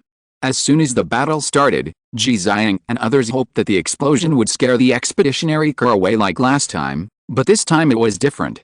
The soldiers of the Expeditionary Corps did not retreat at all, and insisted on filling this hole with their lives. P5092 said, "This is the worst outcome. The leaders of the Expeditionary Corps have already understood that there can be no shortcuts in taking Zoyan Mountain, and human lives must be sacrificed. The other side has already accepted this fact frankly, which also means that we have to fight the toughest battle." Ji Xiang looked at the barbarians who were rushing up with their shields raised, and he said to P5092, "I can still destroy 7 mountains here, how about I bury them alive now?" "No," P5092 shook his head and said, "the number of the Expeditionary Corps this time is too large, and there are troops stationed outside the mountain, ready to replace other troops to attack at any time. Even if you kill a group, they can immediately send another group up from outside. Therefore, it is better to keep these killer weapons. Every time there is a crisis in the defensive position, you push down a mountain. In this way, even if a barbarian breaks through the defensive position, you have cut off their subsequent offensive troops, and the defensive position will not suffer too serious losses." According to P5092, Ji Xiang's means of disintegrating the mountains is the fault-tolerant mechanism of the defensive position. Ji Xiang muttered, 7 is too many, why don't we knock down 2 first to kill their fighting spirit?" "No," P5092 denied, "I think 7 is too few." Everyone present was stunned. It turned out that P5092's assessment of the situation was so pessimistic. P5092 explained, "Perhaps you have no concept of a defensive battle, especially a 1-on-10 defensive battle. In the next 10 days, dozens of days, or even months, we will face endless expeditionary forces every day. At some point, you will doubt yourself, doubt the world, and doubt whether these barbarians can never be killed. During this period, everyone will be in dire straits.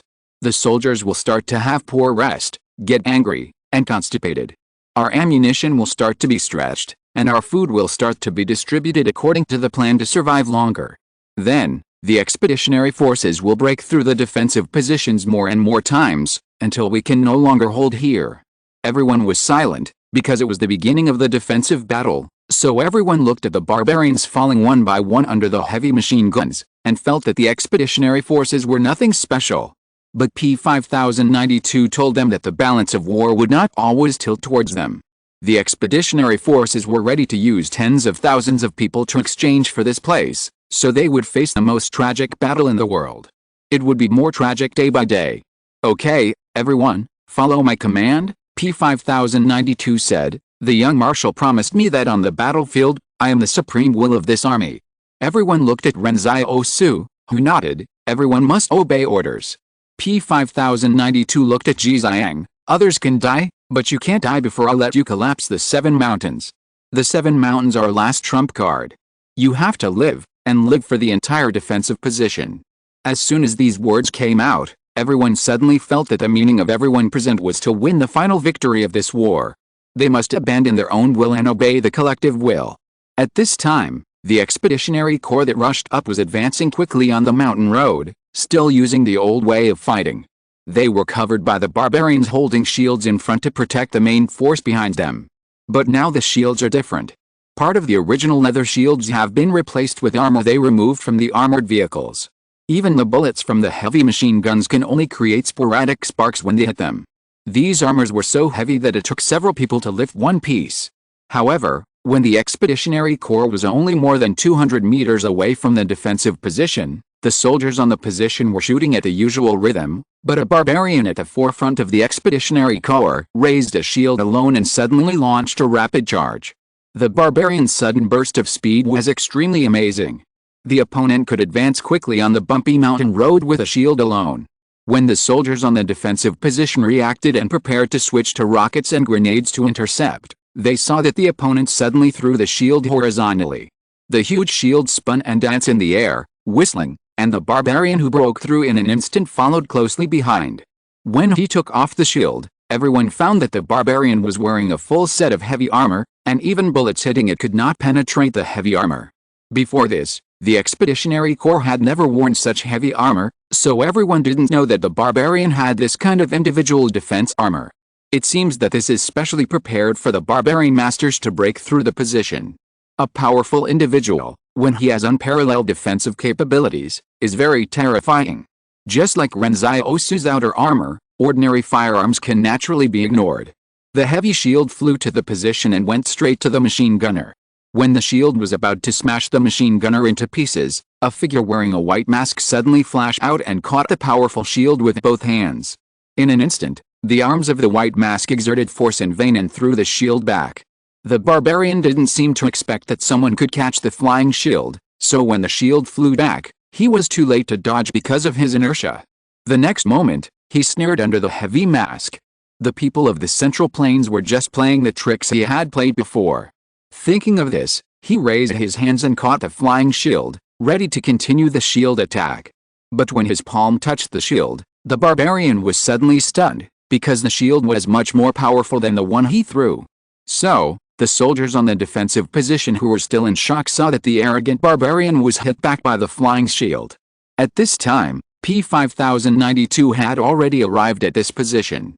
The soldiers here hesitated and said, "Sir, we didn't expect this barbarian to be so fast and wear heavy armor.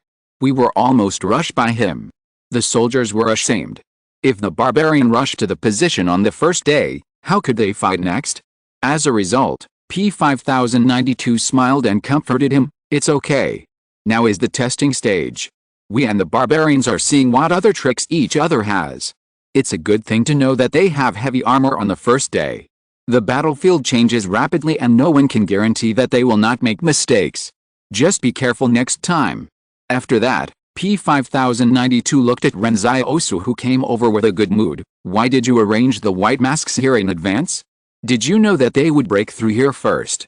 Ren Xiaosu replied, "I guessed it." P-5092 nodded indifferently.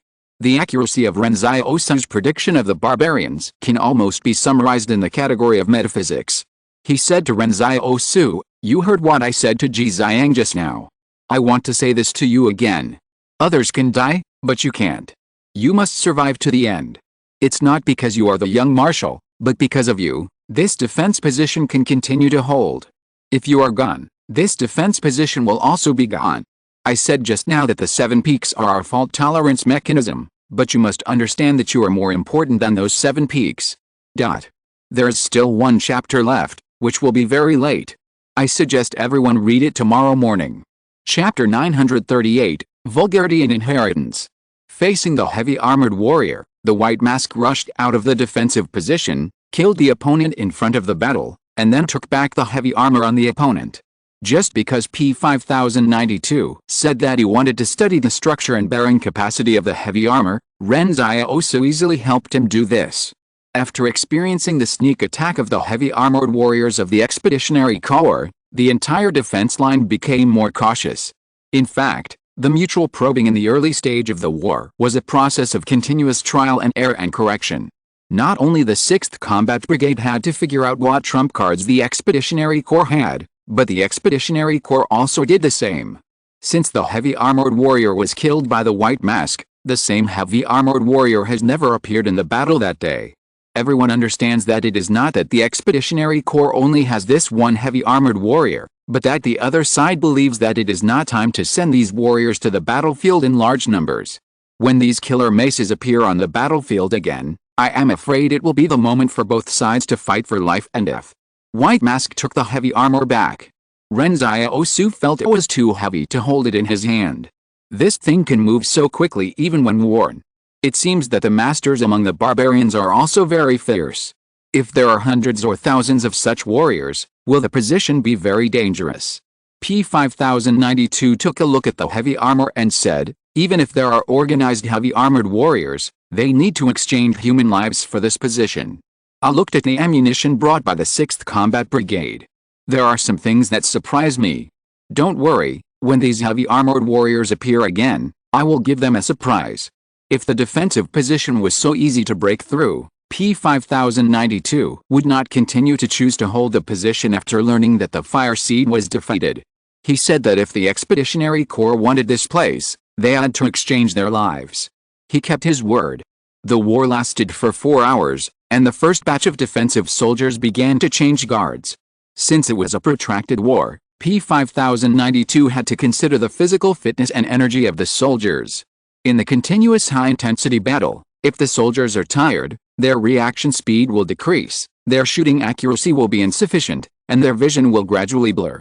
Therefore, P5092 has formulated a new defense plan to ensure that the soldiers on the battlefield are always energetic. The first thing the troops who withdrew from the battlefield did was to drink water. They shouted and fought on the battlefield, and there was not much opportunity to drink water. Some people's voices were hoarse. In the fierce gunfire, they had to shout very loudly so that their comrades could hear what they were saying. In the current combat, soldiers did not bring communication equipment because they had no place to charge. A war would last for more than 10 days or even a month, and communication equipment was no longer a universal communication device. Therefore, they could only return to the most primitive way, roaring. In the withdrawn troops, some veterans were tired, but they still patted the shoulders of the recruits kindly. One veteran laughed hoarsely, "You have been on the battlefield and killed people. From today on, you are also a veteran." Some recruits were still in fear. The first time they killed someone, it would always bring some shock to the human spiritual world. This shock was definitely not something you could dispel by shouting slogans. However, before they were completely immersed in fear and panic, the veterans forced them to go to the cafeteria to drink water and eat. Then the veterans took them back to their respective barracks, checked their guns, did simple physical training to prevent muscle tension, and then went to sleep. At this time, after this series of busyness, the recruits' initial fear had begun to gradually disappear. This is the difference between veterans and new recruits in the army, and it is also the importance of veterans leading new recruits. Veterans will use actions to tell new recruits what they should do and how to eliminate their fear. When sleeping, a new recruit lay in his sleeping bag and closed his eyes. All he could hear was the sound of gunfire from the defensive position. Then he suddenly realized that it was nonsense to talk about quickly replenishing sleep and energy. How could he sleep in such a place? An old soldier next to him found that he was twisting and turning in his sleeping bag, so he got out of the sleeping bag and kicked him with a smile. Yang Qingzhao, why aren't you sleeping yet?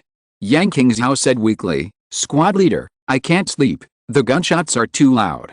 As a result, the squad leader thought about it, and directly pulled some cotton from the hole in his military uniform and handed it to him. Here, plug your ears and sleep. Although it can't completely block the sound, it will be much better. Other recruits who can't sleep are the same as him. If they can't sleep, they plug their ears. A new recruit asked, what if that thing can't hear the order to assemble? Hey, I'll kick you awake one by one, go to sleep quickly. After the squad leader finished speaking, he got into the sleeping bag and began to sleep. He snored in less than 2 minutes. The recruits who had just returned from the battlefield suddenly felt much more at ease when they heard the snoring. They plugged their ears one by one and soon fell asleep tiredly. Until this time, the old squad leader came out of the sleeping bag again, checked the soldiers' status one by one, and sighed and sat at the door of the tent after confirming that the soldiers were all asleep. The old squad leader lit a cigarette for himself, and a few veterans came out of the tent next to him. The two smiled at each other and instantly understood their respective situations. The old squad leader smiled and said, seeing them suddenly reminded me of when I was a new soldier. At that time, the commander had just returned and was conducting internal purges. My troops were stationed at the border of the Zhuang family to prevent their troops from coming to cause trouble. As a result, we fought on the day we arrived at the border, and many people died. I was very panicked at the time, but my squad leader kicked me in the butt, almost kicking me to death, and I immediately stopped panicking. Calculating the time, in fact, it has not been long since this soldier became a veteran. But the inheritance in the army is actually passed down by people like the old squad leader. The senior officers are responsible for strategy, and they are responsible for telling the new soldiers what war is. An old soldier next to him exhaled a puff of gray smoke. I have been constipated for the past 2 days. Yesterday, I squatted there for half a day and couldn't poop. A soldier in my team asked me why I took so long to go to the toilet. Haha, I didn't know how to answer him. I told him that you kid will understand immediately. As a result, he told me today that he was constipated too. This is actually a very vulgar thing, and the content of the chat is also very vulgar, but only those who have been to the battlefield understand that in a highly tense environment, either incontinence or constipation is a very normal thing. War is not a machine holding a gun to kill the enemy, but a flesh and blood person who builds a new flesh and blood great wall for others. The defensive position will soon stink again, because the mountain springs here are not enough for everyone to take a bath, and sometimes the water supply may be a little tight. Moreover, everyone can't go outside the defensive position to poop and then run back. If you really do this, you may not be able to run back. Even if you run back, you may have an axe stuck in your back. Therefore, the only way to deal with excrement is to dig a dry toilet and bury it on the spot. So this place is not as clean and tidy as imagined, and the soldiers are not as glamorous as the heroes in the legend. Instead, as time goes by, they will become more and more sloppy. However, all this does not prevent them from clearly understanding why they are standing here. Good night, everyone. Chapter 939, Tunnel Warfare. Nowadays, the sanitary conditions in the defensive positions are a big problem. It's not that people don't like cleanliness, but there is not enough water. In fact, P5092 had already taken the water source problem into consideration when choosing the position. The spring water flowing out of the mountain spring is absolutely enough for more than 6,000 people to drink. As for taking a bath, this is really not the primary consideration in war. If it is a long-term march in war, P5092 will definitely let everyone wash their hands frequently and pay attention to hygiene, but this battle is destined to end within a month. Regardless of whether the Expeditionary Corps wins or their 6th Combat Brigade wins, they will not stay here for too long. It was already the afternoon of the first day of the frontal war. The garrison troops on the position alone had been replaced twice, and the Expeditionary Corps troops outside were also constantly rotating. As long as the troops showed signs of fatigue, new troops would fill in. How many wounded and dead will they rotate the troops when they have them? P5092 looked at Wang Yun. Wang Yun said, there were 4 groups of troops during this period. Some held out for 2 hours, and some withdrew after 23% casualties. This condition should be uncertain.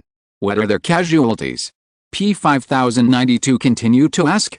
During the war, P5092 asked Wang Yun to record what happened on the entire battlefield from the best view position so that they could summarize and analyze. It is not enough to just rush through a battle. Extremely accurate data must be used to support every decision. Wang Yun recalled the scene in his mind and concluded, the Expeditionary Corps lost a total of 2,169 people in 8 hours, of which 1,891 died directly, and the rest died of shock on the battlefield due to excessive bleeding. These barbarians should have a standard. If they are sure that their comrades cannot be saved even if they are rescued, they simply don't save them. They are very decisive. I think there are a few people who can be saved, but their comrades did not save them. It may be that the medical level of the Expeditionary Corps is not good enough. Where are the wounded? P5092 asked. 1,769 people were carried away with minor injuries. I estimate that their injuries will be cured soon. There are 312 people who are seriously injured. I confirm that their bones were broken by machine guns. They will not be able to return to the battlefield in a short time, Wang Yun said. However, at this moment, Wang Yun actually had 2 lines of nosebleed. P5092 was stunned for a moment. Take a rest first, don't overwork, we still have a lot of battles to fight. In the future, you only need to remember the number of deaths and wounded, not how they were injured. It seems that Wang Yun has a hard time analyzing such a huge amount of data on the entire battlefield. After all, this data is real-time and constantly changing every minute and every second. This is an extremely heavy burden on Wang Yun's brain, so much so that his body can't stand it and bleeds from the nose. P5092 said, however, it's not that I have to be harsh on you. I still hope that you can remember the faces of each of their wounded. Can you do this? Wang Yun simply wiped the blood from his nose, and then said firmly, I can do it. Well, P5092 nodded and said, once the wounded return to the battlefield, you must inform me as soon as possible. In principle, the Expeditionary Corps has extremely sufficient troops. With 70,000 people against my 6,000 people, we should never send the wounded back to the battlefield. If at some point you see them sending a large number of wounded back to the battlefield, it must be that their strategic deployment has changed, or something has happened to their Expeditionary Corps. I see, Wang Yun said, don't worry, I'll pay attention. P5092 felt emotional. At least no one in this defensive position was redundant. Everyone was working hard for the final victory. At this time, P5092 turned to look at the others. This is only the initial stage of defense. I personally think that we can't just stay here and get beaten. We must seek change. Ren Xiaosu heard what the other party said, and immediately realized that P5092 had a sense of crisis, so he had to seek a new strategy. P5092 explained to Ren Xiaosu, at the beginning, we didn't know that the fire would collapse so quickly, so I thought that 6,000 people would be enough to drag the Expeditionary Corps to death here. But the problem now is that we wanted to exchange 10 for 1 at the beginning, but now we can't even exchange 10 for 1, so we can only think of other ways. Tell us your ideas, and we will fully cooperate, Ren Xiaosu said. P5092 nodded and said, it's hard to make a big change to the situation on the battlefield with our own strength now, so we have to find a way to relieve the pressure on Wang's family, so that they can win the front battlefield sooner, and we can be relieved 1 day earlier. Ji Xiang, can you dig a tunnel to the outside of Zuan Mountain? The kind that can accommodate 2 or 3 people at the same time. Ji Xiang looked at Wang Yun. How far is it from here to the outside of the mountain? Wang Yun said, 6 kilometers. Ji Xiang thought about it and shook his head. I'm afraid I can't do it. It's easy for me to dig a tunnel, but 6 kilometers is too long, and there are hard rocks everywhere in this mountain. When I change the hard surface, the mental power consumed is multiplied, and I'm afraid my mental power is not enough. It's no problem to open this passage, but I'm afraid it will take 15 days for me to work while recovering my mental power. P5092 frowned, but at this time Mo Fei suddenly said, if I can take you around all the hard rocks and calculate the most effective route, I think 6 days will be enough. Everyone was stunned. Ren Xiaosu knew that Mo Fei's identity was Zero. It seemed that for an artificial intelligence like Zero, analyzing solid mountains was not a difficult task. However, every time Zero offered help, it seemed to be very critical. Before this, Ren Xiaosu always felt that Zero was still a little unreliable, because its judgment on some things with insufficient data was not completely accurate. But now it seems that at least letting the other party analyze the known data is still quite reliable. Ren Xiaosu looked at P5092. What do you want to do by digging this passage? I want to send troops to harass the Expeditionary Corps transport troops outside, P5092 explained. Now, the Expeditionary Corps has surrounded Zoyan Mountain. They must think that the transportation line is safe, but if we attack their strategic materials at this time, it will definitely give them a huge surprise. Moreover, such a large army must need a lot of supplies. As long as they destroy it once or twice, it will be enough for Wang to find a chance to win in the battle. Ren Xiaosu thought about it and suddenly said to Ji Xiang, if it is a passage for only one person to pass through, how long will it take? Ji Xiang was stunned. Then 2 days will be enough. Ren Xiaosu looked at P5092. I can go alone, there is no need to dig such a wide passage. Chapter 940 The last mountain is for yourself. No, P5092 denied. As a young marshal, why are you taking risks alone at this time? But this is the best thing for me to do, isn't it? Ren Xiaosu laughed cheerfully. Wang Yun, how long can the food in our defensive position last? Wang Yun said, if we don't control it, it will be enough for 10 days. I thought Wangs would continue to transport supplies, so I didn't control it. Unexpectedly, the Expeditionary Corps moved so quickly that Wang's supplies could not be transported in. If we reduce the amount distributed, it should be enough to last 15 days. After all, war consumes physical strength, and it cannot be reduced too much. Ren Xiaosu asked P5092, how long do you think this defensive battle will last? P5092 thought for a while and said, maybe about 20 days. So, if other people go, even if they're really harass the Expeditionary Corps supply troops, they won't be able to bring the supplies back. If I go, it will kill 2 birds with 1 stone. Not only can I harass them, but I can also solve the supply problem in the defensive position. But the defensive position needs you more, P5092 said. If you are not here, what will happen to the defensive position if those heavy armored soldiers suddenly appear? Now is not the time for our army to use incendiary bombs. We must wait until the Expeditionary Corps is more aggressive before we can use them.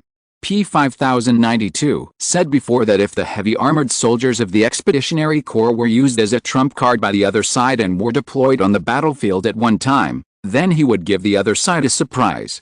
And this so-called surprise is the incendiary bombs brought by the 6th Combat Brigade.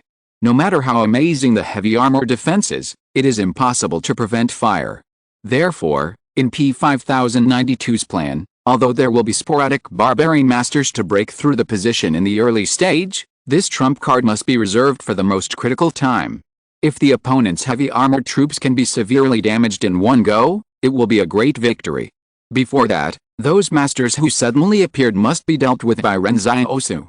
If high-end combat forces like Ren Xiaosu are not in the defensive position, then they are likely to be forced to use incendiary bombs in advance. At this time, Yang Xiaojin suddenly stood up and said, I can deal with these scattered Expeditionary Corps masters in the early stage. As long as their number does not exceed 100, I am sure that they cannot set foot on the defensive position. I just need Ji Xiang to dig out a sniper point for me on the mountain behind the defensive position. The defensive position is backed by a dangerous peak. If a sniper point is dug out on the mountain, Yang Xiaojin's safety will not be a concern. Ren Xiaosu asked, are you sure? Yang Xiaojin said easily, I took a look at the heavy armor they are wearing. Ordinary armor-piercing bullets are enough to deal with them. One shot will definitely kill them. Moreover, if they are not wearing heavy armor and move very fast, it will be difficult for me to hit them. There will be a chance of missing. Now I am 100% sure. Ren Xiaosu understood what Yang Xiaojin meant. For ordinary firearms, heavy armor is indeed very effective, but if it is a black sniper with armor-piercing bullets, it would be stupid for the opponent to make himself bulky. P5092 hesitated for a moment. This girl's shooting skills. Ren Xiaosu laughed happily and said, oh, she taught me how to use a gun, so you don't have to worry about that. But the 6th Combat Brigade didn't bring many sniper bullets, P5092 said. There are no particularly good snipers in the 6th Combat Brigade, so the bullets they brought. Before he finished speaking, he saw Yang Xiaojin's black sniper appear. Yang Xiaojin said, no bullets. Then let's do this. P5092 thought for a while and said, "It will take 2 days for Ji Xiang to open the tunnel. It's just right to see if Miss Xiaojin can do this task tomorrow." "No problem," Yang Xiaojin said. At this moment, everyone was doing their job, and everyone was doing everything they could to win this battle. Thinking of this, everyone seemed to be unaware that they might die here, and everyone felt inexplicably excited. Wang Yun smiled and said, "I'm sorry. I used to be dragged down by my teammates in Kong's company. When I was on a mission, I had to beware of someone plotting against me. I'm a little uncomfortable joining such a united organization." Ji Xiang nodded and said, "I feel the same as Wang Yun." Wang Run watched all this silently. He didn't say anything because he didn't have any sense of belonging to the Northwest Army. In Zoyan Mountain, he was always an outsider and would not be truly trusted. However, as an intelligence officer, Wang Yun could also understand what he felt. Wang Yun was an intelligence officer of Kwang's company, Ji Xiang was an intelligence officer of Zhou's company, and he was an intelligence officer of Wang's company. Intelligence work is just like what Wang Yun said, you need to be careful behind you at all times. Everyone started to act. When the Expeditionary Corps retreated briefly that night, Ji Xiang and Ling opened a tunnel directly from the defensive position, which stretched out to the outside of the mountain. Moreover, when Ji Xiang used his ability to dig the tunnel, he would not even make a sound to alarm the Expeditionary Corps on the surface. This is the real secret operation. Ren Xiaosu looked at the dark tunnel and said, "This tunnel can only be used once or twice. If I go out once or twice, the Expeditionary Army will find this place. It doesn't matter. Just harassing them once is enough." P5092 said, "Your mission is to make the Expeditionary Army become frightened and make them think that there are other troops in the wilderness outside. In this way, they will be restrained in doing anything. By the way, you said before that the 7 peaks that Ji Xiang could collapse should also be kept as a trump card. When do you plan to use them?" Ren Xiaosu asked. 6 of them are used to destroy the Expeditionary Army's most difficult main force, P5092 explained. As he spoke, he pointed out the 6 peaks to Ren Xiaosu. Those peaks stood like sharp swords in Zoyan Mountain, as if defending a defensive position. Ren Xiaosu suddenly asked in confusion, "Aren't there only 6? What about the other one?" P5092 said, "The last one is used only when it is necessary. I hope that I will never need it." Ren Xiaosu was stunned for a moment. He suddenly looked at the mountain behind him. The defensive position was built on this mountain. P5092 nodded and said, "This is it. If one day we can't hold on, I will order Ji Xiang to collapse this mountain and bury us here with the Expeditionary Corps." P5092's tone was very calm when he spoke. He didn't have the majestic momentum of dying with the enemy as imagined, but this sentence made Ren Xiaosu understand that the other party was ready to die. No wonder P5092 said to Ji Xiang that anyone can die, but Ji Xiang can't die. It turns out that Ji Xiang is the last glorious bullet of the entire 6th Combat Brigade. Ren Xiaosu smiled, "Don't worry, I won't let you die." Chapter 941, Tasty Tactics. After the defensive battle of the day, it seemed that everyone only needed to lie in the defensive position and shoot, but in fact, it was more difficult than expected. Some soldiers had tinnitus because they fired too much and the gunshots roared in their ears. Basically, every unit that had just retreated from the defensive position had to shout when they went to the temporary field canteen to eat so that their comrades could hear them. It looked a bit funny and sad. In the afternoon, the kitchen team served a soldier a meal, and the soldier shouted, "Give me another spoonful of rice." The soldier in the kitchen team muttered, "If you want rice, just rice, what are you shouting about?" However, the soldiers in the kitchen team soon realized that these soldiers had been on the battlefield for too long and their ears could not hear clearly. Some soldiers also had pain in their shoulders. As soon as they took off their shirts, they could see a bruise on their shoulders. It was a bruise caused by the recoil of the gun. It was not because the recoil was too strong, but because they had been fighting for too long and pulled the trigger too many times. So, a group of big men were not afraid of the cold, and they were laughing and comparing whose bruises were more serious. If someone's shoulder bruises were not obvious, everyone would laugh at him for not taking the battle seriously and definitely not killing a few barbarians. After a day of fighting, everyone's mouths were dry and some people's lips were cracked, looking more miserable than each other. But even so, it didn't stop them from laughing loudly. No one knew what the point of comparing the bruises on their shoulders was. Anyway, happiness was all that mattered. As Ren Xiaosu said a long time ago, do humans not deserve happiness in the wasteland era? Do everyone have to survive with a bitter face in this era? That's not the case. In the market town, no matter how poor the adults were, they would happily cut some pork for their children to make dumplings during the new year. Some fathers would buy some candy from Wang Fuge's shop and hide it in their pockets, and then deliberately give their children a surprise. Their lives were really hard, but the reason why humans survived the disaster was because humans are a species that is extremely good at finding joy in adversity. Material life has never been the basis for determining whether humans are happy or not. At this time, a group of like-minded comrades in arms who suffer together and fight to resist foreign enemies make people feel at ease. In the dry toilet of the row, all the soldiers of a combat team squatted in it and defecated hard. When someone finally defecated, he would roar happily, attracting the laughter and scolding of the comrades next door. Sometimes a man's happiness is so simple. A recruit becomes a veteran in constipation, and a boy becomes a man in the flames of war. This is the most realistic portrayal of the moment. However, the Expeditionary Corps' attack again came faster and more violently than expected. The two sides only stopped fighting for more than 2 hours, and the troops of the Expeditionary Corps appeared outside the defensive position again. The soldiers in the dry toilet pulled up their pants one by one, cursing, "This barbarian is really something. He doesn't even let me finish my shit and wants to come to fight again. Are they in such a hurry to come and eat shit? There is no elegant living soil here." Everyone is returning to the most primitive rudeness, but it is extremely refreshing. Ren Xiaosu watched these old soldiers hurriedly crawling out of the toilet from a distance.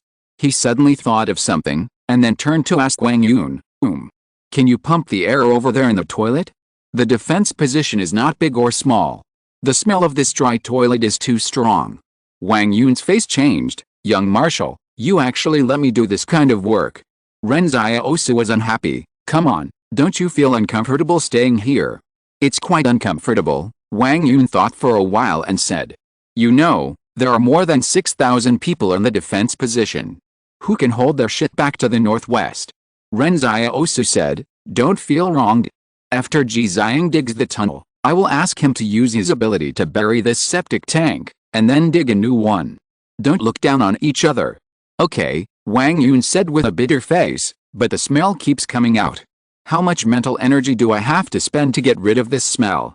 Ling on the side suddenly said, "You control the air to create a pressure vortex above the dry toilet, so as to directly establish a tornado channel. Once this pressure vortex is formed, you only need to maintain this operating system from time to time, just like a tornado. Do you know wasps? In fact, a long time ago, many scientists believed that the wing area of wasp was not enough to support its flight, but it can fly very fast. In fact, the wings of wasps do not flap up and down, but flap rapidly back and forth, creating a low-pressure vortex around itself at a frequency of hundreds of times per second." Wang Yun was stunned for a moment. "Don't talk about wasps first, explain it more clearly. I know the principle, but I don't understand it very well." As a result, Ling took Wang Yun to the headquarters to find paper and pen, and drew a model for Wang Yun, and gave him the parameters. When Wang Yun came back, he stood beside the dry toilet and hesitated for a long time. To be honest, he never thought that his ability would be used for this purpose one day. He is a superhuman, how come he suddenly became the fresh air system of the toilet? However, Wang Yun was amused as he thought about it. After he began to accept this matter, he actually found it quite interesting. The air above the dry toilet began to surge, and a large amount of air began to move rapidly, forming a huge low-pressure vortex. Wang Yun asked, "Young Marshal, where's this wind blowing?" "Of course it's blowing towards the battlefield of the Expeditionary Corps," Ren Xiaosu said as a matter of course, "to disgust those barbarians." "Okay." Wang Yun agreed. As he spoke, a huge tornado with a foul smell floated from the defense position to the Expeditionary Corps. When the wind reached the Expeditionary Corps, several barbarians vomited on the spot. The barbarians have thick skin and flesh, and some even have heavily armored warriors who are not afraid of firearms, but no matter how strong their defense is, they cannot resist this smell. The general of the Expeditionary Corps almost vomited when he smelled this smell. He wondered if this could be the legendary biological weapon of the Central Plains people. Did the Black Robe say that biological weapons have been banned in the Central Plains? How could there be such a thing? The Expeditionary Corps began to retreat in confusion, and the scene stunned Ren Xiaosu. The Expeditionary Corps' surprise attack on the first night was resolved by Wang Yun alone? Ren Xiaosu praised Wang Yun happily. "Tonight, you are the hero of my 6th Combat Brigade. With your smelly attack method, you can turn the tide and save the collapsing building." Wang Yun's face darkened. "Young Marshal, don't say anything. It makes me feel a little sick. Good night, everyone." Chapter 942, You Drank the Fake Wine. Thanks to Wang Yun, the soldiers on the entire defensive position got a precious chance to breathe. The Expeditionary Corps only rested for 2 hours before launching another attack. They thought that there were not many people on the defensive position, so they wanted to use a round-robin battle to completely wear down the soldiers on the position. It only takes 1 week of such intensive attack. No matter how careful P-5092's arrangements are, all the soldiers' spirits will be exhausted by this endless attack. At this time, many soldiers on the defensive position were not clear about what happened. After all, the tornado bypassed them from above and attacked the Expeditionary Corps. Everyone only saw that many barbarians suddenly vomited, and then suddenly withdrew. The soldiers on the position were still a little confused. What did these barbarians mean? Why did they suddenly vomit? Maybe they drank fake wine. That's too unprofessional. Don't you ban alcohol before the battle? The soldiers were busy and no one knew what happened. It's not that everyone lacks imagination, it's just that the operation of our young commander and Wang the staff officer was too weird. Not only did the Expeditionary Corps not expect it, but even they themselves did not expect it. The garbage produced by the more than 6,000 people stationed here, after a few days of fermentation, is simply not acceptable to normal people. It's too much? P-5092 came over and asked Ren Xiaosu, "Young commander, what happened just now?" Ren Xiaosu explained what happened, and P-5092's expression instantly became weird. In his careful battle plan, he never thought that the Expeditionary Corps would withdraw because of such a thing. Now thinking back to those vomiting barbarians, it seems that everything can be understood. P-5092 didn't know whether to laugh or cry. "Young Marshal, if you have such an operation again, please inform me in advance." The Expeditionary Corps retreated very quickly this time, but I thought they were deliberately confusing the enemy, otherwise they would have to let more people die. Ahem, Wang Yun and I didn't expect this effect. We were planning to disgust the enemy, but we didn't expect them to withdraw directly, Ren Xiaosu said. "Are these barbarians' tolerance too poor?" "It's not that they can't bear it poorly," P-5092 analyzed. "Young Marshal, think about it, such a bad wind suddenly blew on the battlefield, and the soldiers on the defensive position were fine. The enemy would probably think it was a biological weapon from our Central Plains. In fact, it's not an exaggeration to say that it was a biological weapon. This wind would inevitably sweep some up on them. Some of the barbarians who were slightly injured were fine, but the bacteria and viruses infected their wounds, which would definitely make some barbarians sick. In ancient times, there was such an extremely dirty tactic, commonly known as golden water. The soldiers defending the city poured boiling golden water down, and any enemy soldiers who stuck to it basically suffered unbearable pain. Although what Wang Yun did was not so cruel, it also had some impact. Then, P-5092 found that Ren Xiaosu turned his gaze directly to the dry toilet, and seemed to have some ideas. At this time, the retreating Expeditionary Corps found that everyone just vomited, and it was nothing serious, so they thought they might have been tricked, and this evil wind was not a biological weapon.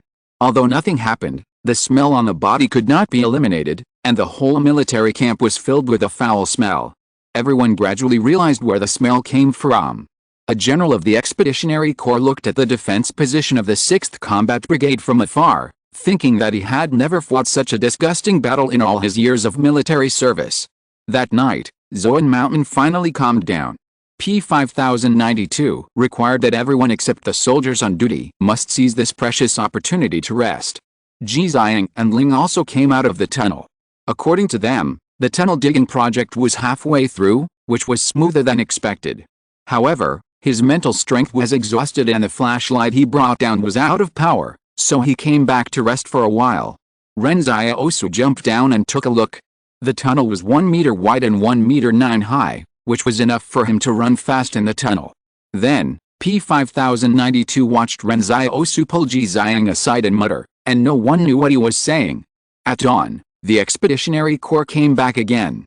The soldiers of the 6th Combat Brigade had already recovered their spirits and waited for the enemy to come to them. It was just that the barbarians today were particularly brave, like angry bulls, swearing to charge at the defensive positions under gunfire. Originally, P5092 thought that it would be several days before he saw the heavy armored warriors again, but the unexpected incident yesterday seemed to have angered the Expeditionary Corps, so that the enemy frequently sent heavy armored warriors today, and almost broke through the fire blockade of the defensive position several times. However, he kept watching Ren Xiaosu and didn't let him make a move. P5092 said to Ren Xiaosu, "Today we are going to see if Miss Xiaojin can hold the line. You can't make a move. If it is proven today that she alone can't deal with these heavily armored soldiers hiding in the crowd, then the mission of going out of the tunnel to harass the Expeditionary Corps supplies will not be completed by you." Ren Xiaosu thought about it and agreed, "Okay, but now the Expeditionary Corps will definitely not use their trump card. Yang Xiaojin alone is definitely enough." "Let's see," P5092 said, "I'm worried that sniper bullets may not be able to penetrate the enemy's heavy armor." Moreover, P5092 felt that Ren Xiaosu had said before that Yang Xiaojin taught him the skills of using guns, and he was always skeptical about this statement. To be honest, it was already rare for a girl to become a sniper expert, and she could also be Ren Xiaosu's teacher, which always sounded a bit exaggerated. Therefore, P5092 felt that Ren Xiaosu might have said this to make himself feel at ease. However, after observing the battlefield with a telescope for a while, he found something wrong.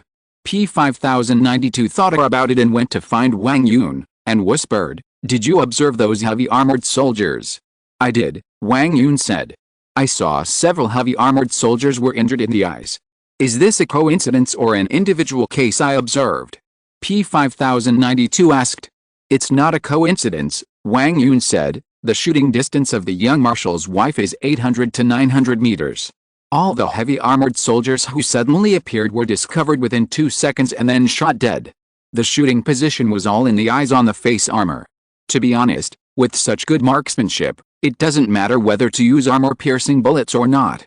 Moreover, she never shoots at targets other than heavy armored soldiers. She is very calm." P5092 silently raised his head and glanced at Yang Xiaojin at the sniper point on the mountain. He thought that it was true that people of the same family were alike. The couple was so fierce. He had discovered in Dashishan before that the two snipers were actually one strong and one weak. He originally thought that Ren Xiaosu was the strong one, but he didn't expect the answer to be exactly the opposite. Chapter 943 One Person's Mission. P5092 has always been patiently waiting for the moment when the Expeditionary Corps will reveal its true intentions. Before that, no matter how dangerous the defensive position is, he must hide his trump card in his hand. As long as this trump card is still in your hand, it will always maintain its deterrent power. Just like two masters duel, before you draw your sword, the opponent never knows where you will cut, so he must be cautious and always keep something in reserve. That is why, no matter how fierce the Expeditionary Corps looks now, it is actually not using its full strength. The Expeditionary Corps is afraid that after they put in the real main force, the mountain will collapse like last time. The barbarian couldn't figure out how the Central Plains people did it that day, so he could only continue to test with unknown fear. For P5092, as long as he can use 6,000 people to continue to drag the main force of the Expeditionary Corps here, it will be a success. 6,000 people can do this, which is enough for P5092 to become famous in the entire Barrier Alliance. P5092 had never thought of Zuo Yunshin's great victory. Although he didn't say it, he was actually pessimistic in his heart. Seeing that 2 days were almost over, their casualties on the Expeditionary Corps were less than 1/10 of the enemy's.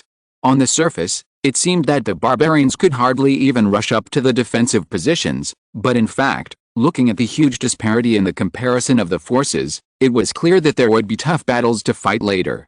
As time went on, the ammunition of the 6th Combat Brigade would become increasingly scarce. What would they do when the bullets ran out? Even P5092 hadn't thought about this problem. According to Wang Yun's calculations, their ammunition might not last too long under this intensity of fighting. On the second day of the frontal war, the melee lasted from morning to afternoon. Wang Yun rubbed his brows a little tiredly. Even though his brain had been recording, observing, and summarizing for so long, it was a bit overwhelmed. Seeing this, P5092 arranged for him to rest. The Expeditionary Army's offensive is not fierce now. I expect there will be another fierce attack in the evening. You should go eat some food and rest first. Wang Yun nodded. Okay, call me anytime if you need anything. As he spoke, Wang Yun walked towards the interior of the defensive position. At this time, the canteen tent had already opened for dinner, and the soldiers of the kitchen squad were waiting for the troops to be relieved. The medical soldiers were very idle, but because it was the initial stage of the battle, it was difficult for the barbarians to rush to the defensive position, so there were not many wounded. Moreover, Ren Xiaosu had put some black medicine in the clinic for them to use in advance. This black medicine did not require any technical content at all. Just sew it casually and then apply the medicine, and the wounded would be fine. This situation made the medical soldiers feel very insignificant, and there were always medical soldiers who felt that they were a little redundant on this battlefield. However, P5092 specifically told them that although they were idle now, they must be prepared to accept a large number of wounded. Wang Yun passed by the field clinic and walked towards the canteen tent. As he was walking, he suddenly found that the medical soldiers pointed at him and said, "Look, this is the legendary emperor who captured shit. It is said that he was the one who defeated the Expeditionary Corps in the middle of the night yesterday." A soldier was puzzled. Qinshi Wang? What Qinshi Wang? Capture means to capture. The medical soldier explained patiently. Wang Yun's eyes twitched when he heard this. His reputation in this life was ruined last night. However, seeing these soldiers looking at him with admiration, he couldn't say anything. Just when he was holding his breath, Ji Xiang and Ling suddenly emerged from the tunnel in the distance. Ji Xiang excitedly ran to Ren Xiaosu. "Young Marshal, it's opened. There's only more than 10 centimeters of soil at the end of the tunnel. It can be opened with a slight push." Ren Xiaosu looked at P5092. "Well, I think it's better to harass the barbarian supply troops as soon as possible. You have also seen Yang Xiaojin's dominance on the front battlefield. As long as the other party does not send all the heavy armored soldiers, she can handle it." P5092 was still a little hesitant. "No need to send all. The Expeditionary Corps only needs to send a few hundred heavy armored soldiers. It's still a bit dangerous." "Then do you have a better idea?" Ren Xiaosu asked seriously. "Who else do you think can play this role? The soldiers of the 6th Combat Brigade are all ordinary people. You also know how dangerous it is to fight a skirmish with the barbarians in the wilderness. They can only play their advantages by relying on the terrain in the defensive position. Who else is left?" Wang Yun needs to analyze the situation here, and Ji Xiang needs to be ready to collapse the mountain at any time to resolve the crisis on the position. From this point of view, it is most appropriate for me to go. P5092 finally sighed and said, "You don't understand. Although you are not in charge of the command, the 6th Combat Brigade still relies on you as its backbone. Wang Yun came here because of you, Ji Xian came here because of you, and Miss Xiaojin is even more so. Other soldiers also understand that you are the real supreme commander of this unit. Once you die in the wilderness, how big a blow will it be to morale? I need you to promise me one thing, that is, regardless of whether the mission is successful or not, you must come back here. Do you know why commanders don't charge into battle easily? It's not that they are afraid of death, but that they cannot die." Ren Xiaosu listened silently. P5092 finally said, "You have to understand one thing. In the battlefield of Zoan Mountain, your life no longer belongs to you. It belongs to all the people fighting here." Ren Xiaosu nodded and said, "I remember. I will come back safely." As he spoke, Ren Xiaosu walked straight to the entrance of the tunnel. P5092 asked someone to bring the communication equipment. "Keep in touch at any time. I'm waiting for your news in the command tent. If you find that things are impossible, retreat immediately." "Okay." Ren Xiaosu took the communication equipment and looked at Ji Xiang. "After I leave, you will follow the plan I told you." "Don't worry," Ji Xiang nodded. After saying that, Ren Xiaosu went into the tunnel without looking back. P5092 looked at the dark entrance and said worriedly, "I hope everything will be fine." As a result, Ji Xiang suddenly said, "When we evacuated barrier number 31 with Big Liar, I was also worried that he would be fine if he stayed alone, But Big Liar told me that even if the barrier was gone and all the Kong family members were killed, he would be fine.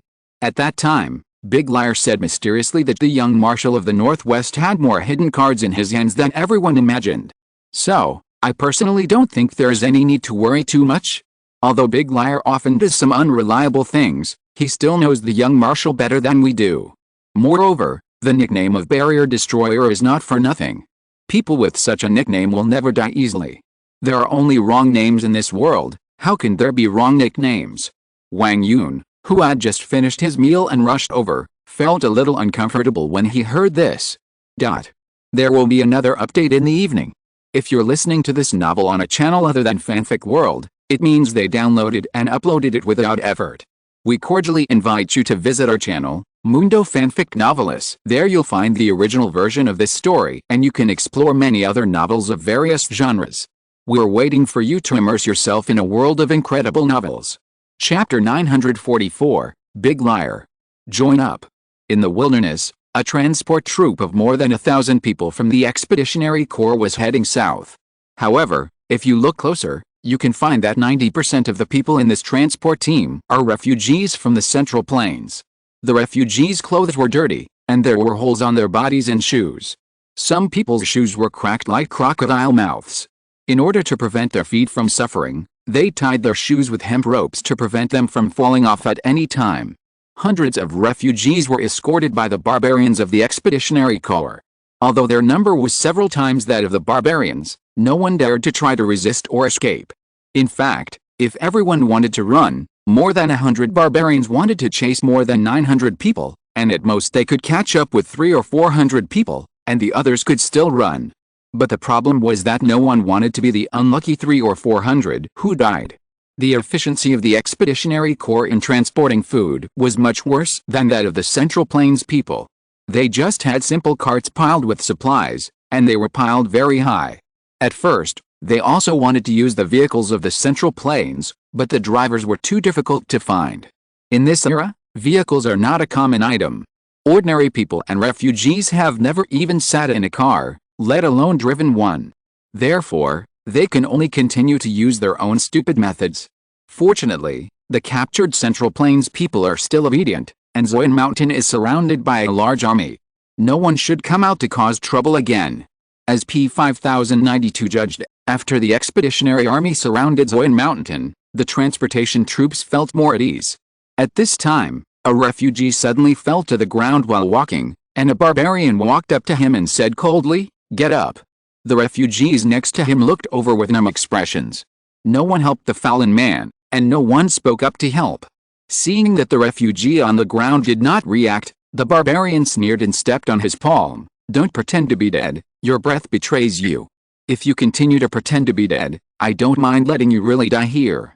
When the barbarian's boot stepped on the refugee's hand, the refugee immediately let out a huge wail. "Please spare me, I really can't walk anymore."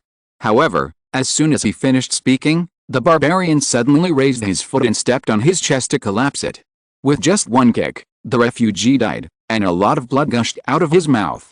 The barbarian said coldly, "If anyone else pretends to be dead, he will end up like him." In the eyes of the Expeditionary Corps, the lives of the Central Plains people are like grass and are not worth mentioning. In the refugee team, a young man had an indignant look in his eyes. He said to an old man in front of him, "Should we just do nothing about it?" The old man in front said, "We can kill these barbarians, but the young marshal and the others are still trapped in Zoyan Mountain. Will it be useful for us to kill more than 100 barbarians? Our goal this time is to sneak into the Expeditionary Corps. Only by finding an opportunity to assassinate their senior generals can we have a chance to rescue Zoyan Mountain." The young man thought about it, and then restrained the indignation in his eyes. He and the old man pushed the cart and continued to move forward. Shouldn't the young marshal and the others be in Yaoyu Mountain? Why did they suddenly run to Zoyan Mountain? "What do you know?" the old man said in a low voice. "Zoyan Mountain's move was too brilliant. When I told the commander about this, the commander said that there were masters in the army. Do you know why? Because 6,000 people are actually useless on the front battlefield, but they come to Zoyan Mountain, like a knife stuck in the throat of the Expeditionary Corps, forcing the barbarians to fight a siege. In this way, the pressure on Wang's family will be much less. But they are too dangerous in Zoyan Mountain, The young man muttered. What's dangerous? There's nothing to be afraid of with a young marshal here. Don't worry, as long as we act quickly, the young marshal and the others will be fine, the old man said. Then you said you want to assassinate the senior generals of the barbarians. Please tell me the plan so that I can have some idea, the young man said. Plan? With my strength, what plan do I need? The old man said, don't worry, everything is under my control. I calculated the time. This transport team will be able to reach Daniu Mountain before sunset today.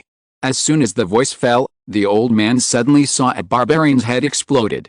The young man said in a daze, I guess this transport team will not be able to reach Daniu Mountain before sunset. The old man was stunned. Who the hell fired a gun? There should be no resistance in the rear. How could someone suddenly jump out to kill the barbarians? Before he could think about it, he saw another barbarian's chest being shot out of a blood mist. After the sniper bullet penetrated a barbarian's chest, the narrow bullet did not stay in the barbarian's body, but penetrated the opponent's body and hit the supplies next to the old man. The old man hurriedly looked for the bullet in the car while others were not paying attention. When he saw the bullet, he was stunned again. 12.7 caliber tungsten core armor piercing bullet. This person is here to kill the barbarian, but I don't know how many people are on the other side. The 12.7 mm tungsten core armor piercing bullet is a sub-caliber rotation stabilized armor piercing bullet with the advantages of high speed, low trajectory, short flight time, high hit accuracy, high kinetic energy, and high armor piercing power. Under normal circumstances, this thing is used by anti-material sniper rifles to attack tanks. Now it is used on the barbarian. Of course it is very useful. The young man asked, what should we do now? Continue to hide. If there is only one sniper attacking here, it should not pose a big threat to this transport unit, the old man said. Remember, our target is not here. However, at this moment, the old man suddenly found that the bullet in his hand was gradually disappearing. Wait, this is a bullet that manifests supernatural power. The old man suddenly looked in the direction of the sniper. Fuck, is it the young marshal? As he said that, the old man didn't care about hiding or not. He actually jumped onto the cart and waved to the sniper and shouted, Young marshal, I'm the big liar, I'm here. This scene made the young man dumbfounded.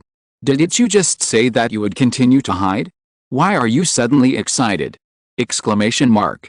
The barbarians in the transport unit were attracted by the big liar's behavior, but the big liar changed his previous cowardly look and grinned at the barbarians who surrounded him. There are only 100 of you, which is not enough for me to pinch.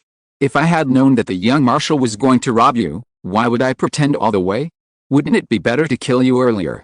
As he said that, the big liar actually took the initiative to pounce on the hundreds of barbarians. In the distance, Ren Xiaosu picked up the sight glass and looked at the transport convoy.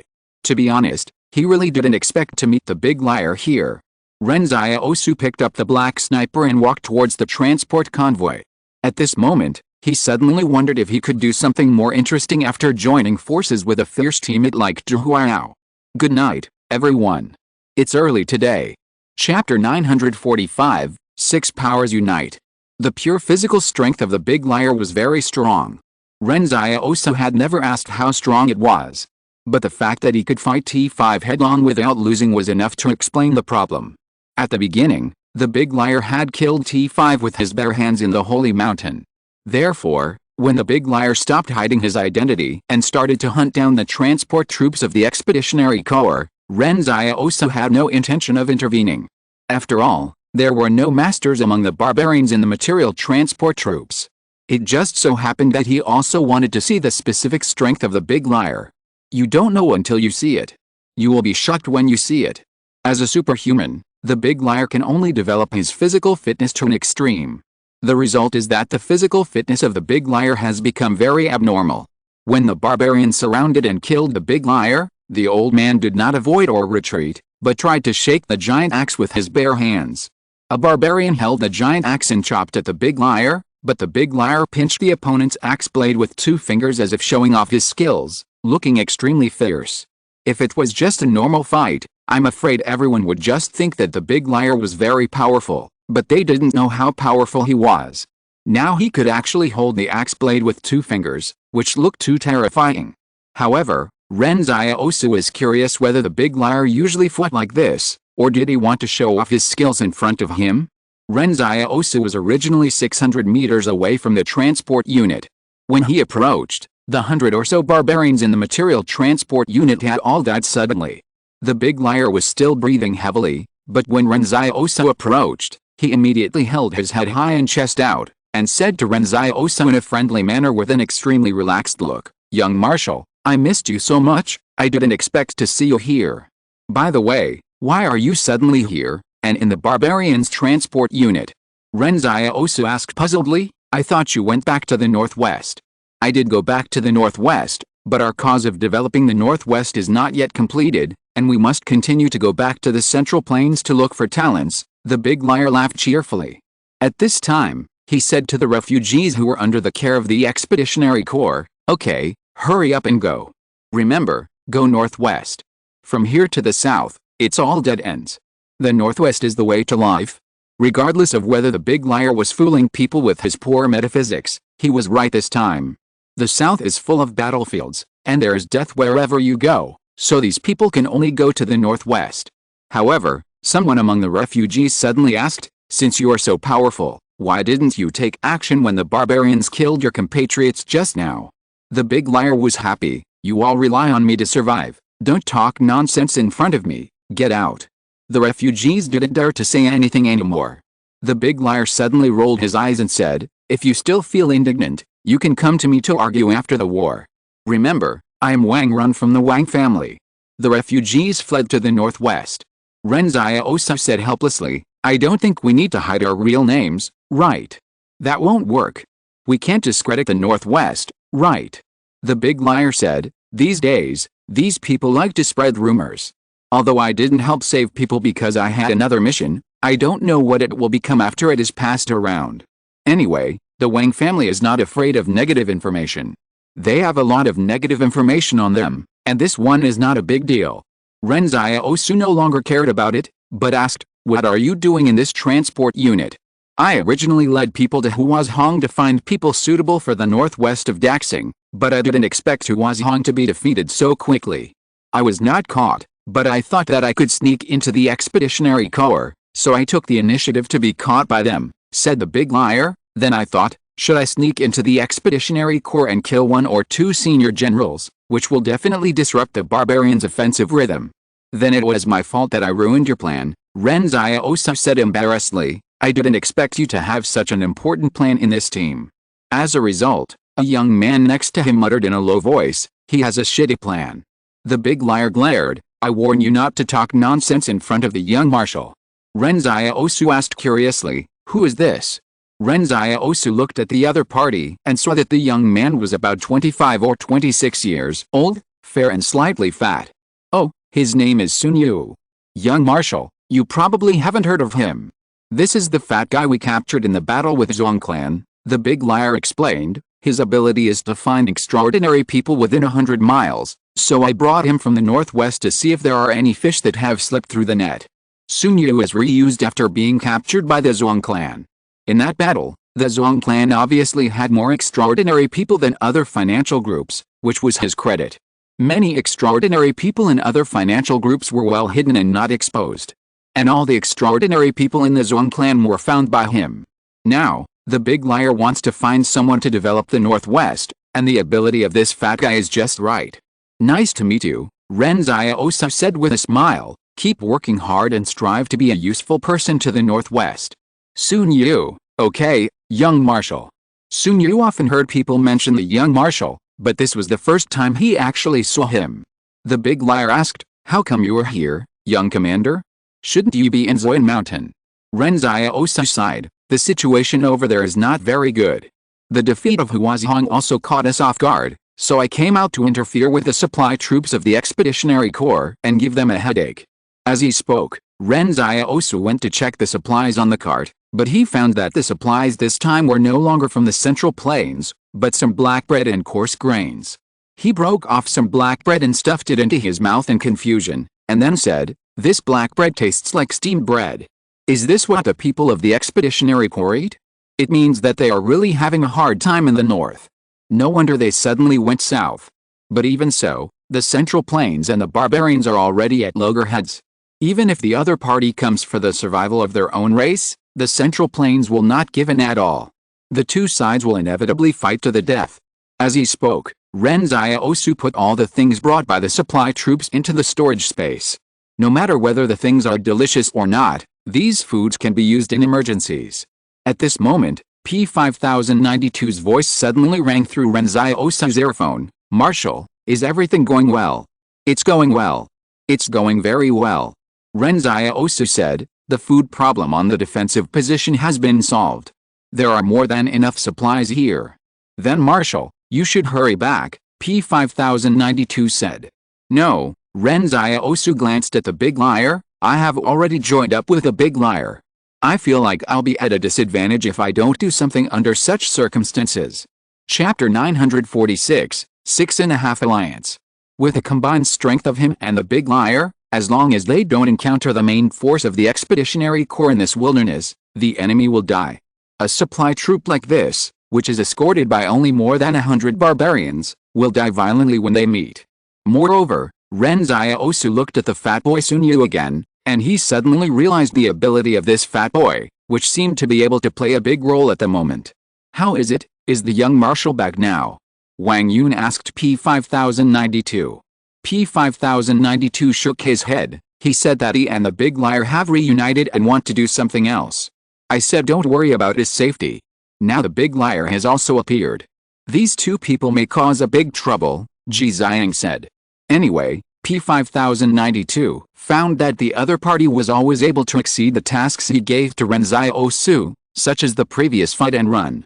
At this time, Ren Xiaosu looked at the fat boy Sun Yu. "Your ability is to find people within a radius of 100 kilometers. Sun Yu said, "Yes, with a radius of 100 kilometers, you can feel the vitality of everyone." Ren Xiaosu took a breath of cold air. No wonder the big liar brought this guy to find people in the northwest of Daxing. You know how big a barrier is. This guy doesn't even need to enter the barrier to find the extraordinary people in the barrier? Tell me the principle of your ability. Since you can feel the vitality of everyone, how do you distinguish who is an extraordinary person and who is not? Ren Xiaosu asked puzzledly. It's like this, Sun Yu explained. In my spiritual perception, everyone's vitality is like a ball of flame, and the extraordinary people are much stronger than ordinary people. When I first awakened, I didn't know what was going on. Later, I found that the more powerful the extraordinary person, the more vigorous the flame in my spiritual perception. So that's what happened. Ren Xiaosu nodded. Then we are about 80 kilometers away from Zoyan Mountain now. Can you feel the barbarians over there? Yes, Sun Yu said, I have sensed it before. There are dense flames over there, and hundreds of flames are particularly strong. Ren Xiaosu's mind trembled. What is the standard for being particularly strong? You can use me as a measure. Compare my flame with theirs, whose flame is bigger or smaller. Sun Yu nodded and closed his eyes, but he opened his eyes again soon and was stunned. It was because, in his perception, Ren Xiaosu did not exist, as if the other party was invisible in front of him. Before this, Sun Yu had never encountered such a situation, and no one could escape his detection. However, Ren Xiaosu was also stunned at this moment, because he heard the palace in his mind say to him, an unknown energy was detected trying to detect the host, and it has been blocked. The three words blocked were said very lightly, but they directly negated the ability of a superhuman. The other party finally awakened to become a superhuman and possessed rare abilities, but you just said blocked and ruined the other party's ability. Of course, only Ren Xiaosu was invisible in the other party's perception. Sun Yu was a little surprised. He even looked at Ren Xiaosu to see if he could see his shadow. Ren Xiaosu said unhappily, I am alive. Don't guess blindly. It's just that your ability is useless to me. The big liar exclaimed, it's really the young marshal. Ren Xiaosu said, compare the big liar with those barbarians. Oh, the fair-skinned fat man. Sun Yu nodded and said, Commander Zhang Hushan's vitality is about 9 times that of an ordinary adult male. Among those barbarians, the most powerful master should be 8 times. Ren Xiaosu calculated silently that his current physical fitness is nearly 6 times that of an ordinary person, and his strength is 17.5. The big liar is about 27, the most powerful barbarian is 24, and Lao Su is 35. Thinking of this, Ren Xiaosu breathed a sigh of relief. At least if Lao Su is by his side, He doesn't have to worry about not being able to beat the opponent. However, Zoan Mountain is not the main battlefield. There should be more powerful barbarians on the other side of Danyu Mountain. Sun Yu said, in my perception, those barbarians are all like extraordinary people. Have they all evolved? Well, they have evolved relatively evenly, but they have all grown in physical fitness, Ren Xiaosu said. Then can you sense whether there are other transport troops in this wilderness, such as a team composed of hundreds of barbarians? At this point, Ren Xiaosu's eyes lit up when he looked at Sun Yu. You know, after they attacked this transport unit, the transport unit failed to transport the supplies to the front line as scheduled, and the Expeditionary Corps would definitely find that they had a problem. Therefore, the next material transportation route will definitely change. Before the Expeditionary Corps eliminates the hidden dangers, those material transportation units will even go to the farthest and take a more difficult road just to ensure the safety of the supplies. Of course, there will be more troops to protect, but this one is temporarily ignored by Ren Xiaosu. Now, Sun Yu's search range is a radius of 100 kilometers. This thing is simply a human-shaped self-propelled radar. Even if the barbarians take a detour, they will not exceed the scope of 100 kilometers, because this range is too large and will waste too much manpower and material resources. When Ren Xiaosu thought of this, he even had a bold idea to catch all the supplies of the Expeditionary Corps. And he thought about it seriously for a long time, and suddenly felt that this was very feasible. Ren Xiaosu told the big liar about this plan, but the big liar laughed without thinking. Wherever the young marshal goes, we will go there. Ren Xiaosu looked at Sun Yu. How is your combat ability?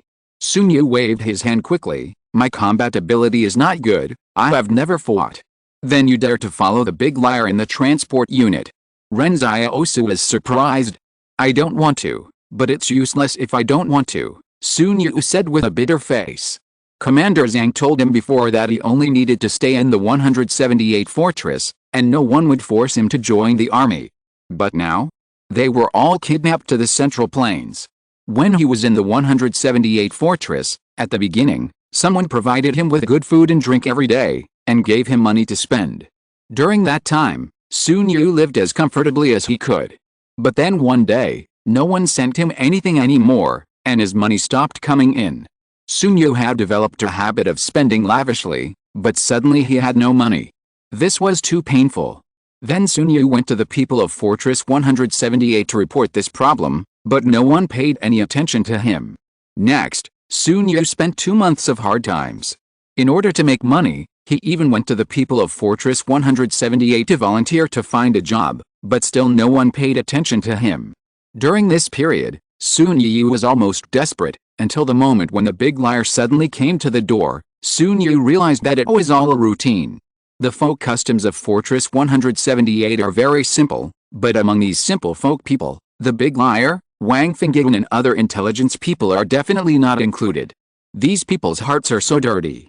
Ren Xiaosu looked at Sun Yu and said, I was just about to say that the 7 strong should join forces, but if your fighting power is so weak, then we can't say that.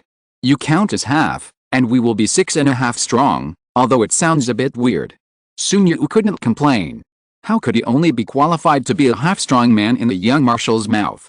You know it sounds awkward, right? So I can't be a complete person? There is another chapter in the evening. Chapter 947 Crazy Hunting. After the transport unit of the Expeditionary Corps was hijacked, their reaction was faster than Ren Xiaosu had imagined. When checking the bodies, Ren Xiaosu even found that the leader of the group of barbarians killed by the big liar was carrying a communication device. Ren Xiaosu did not notice this at first, and it was the big liar who discovered it first. It must be said that as an intelligence worker, the big liar looked careless and rough, but he was very careful.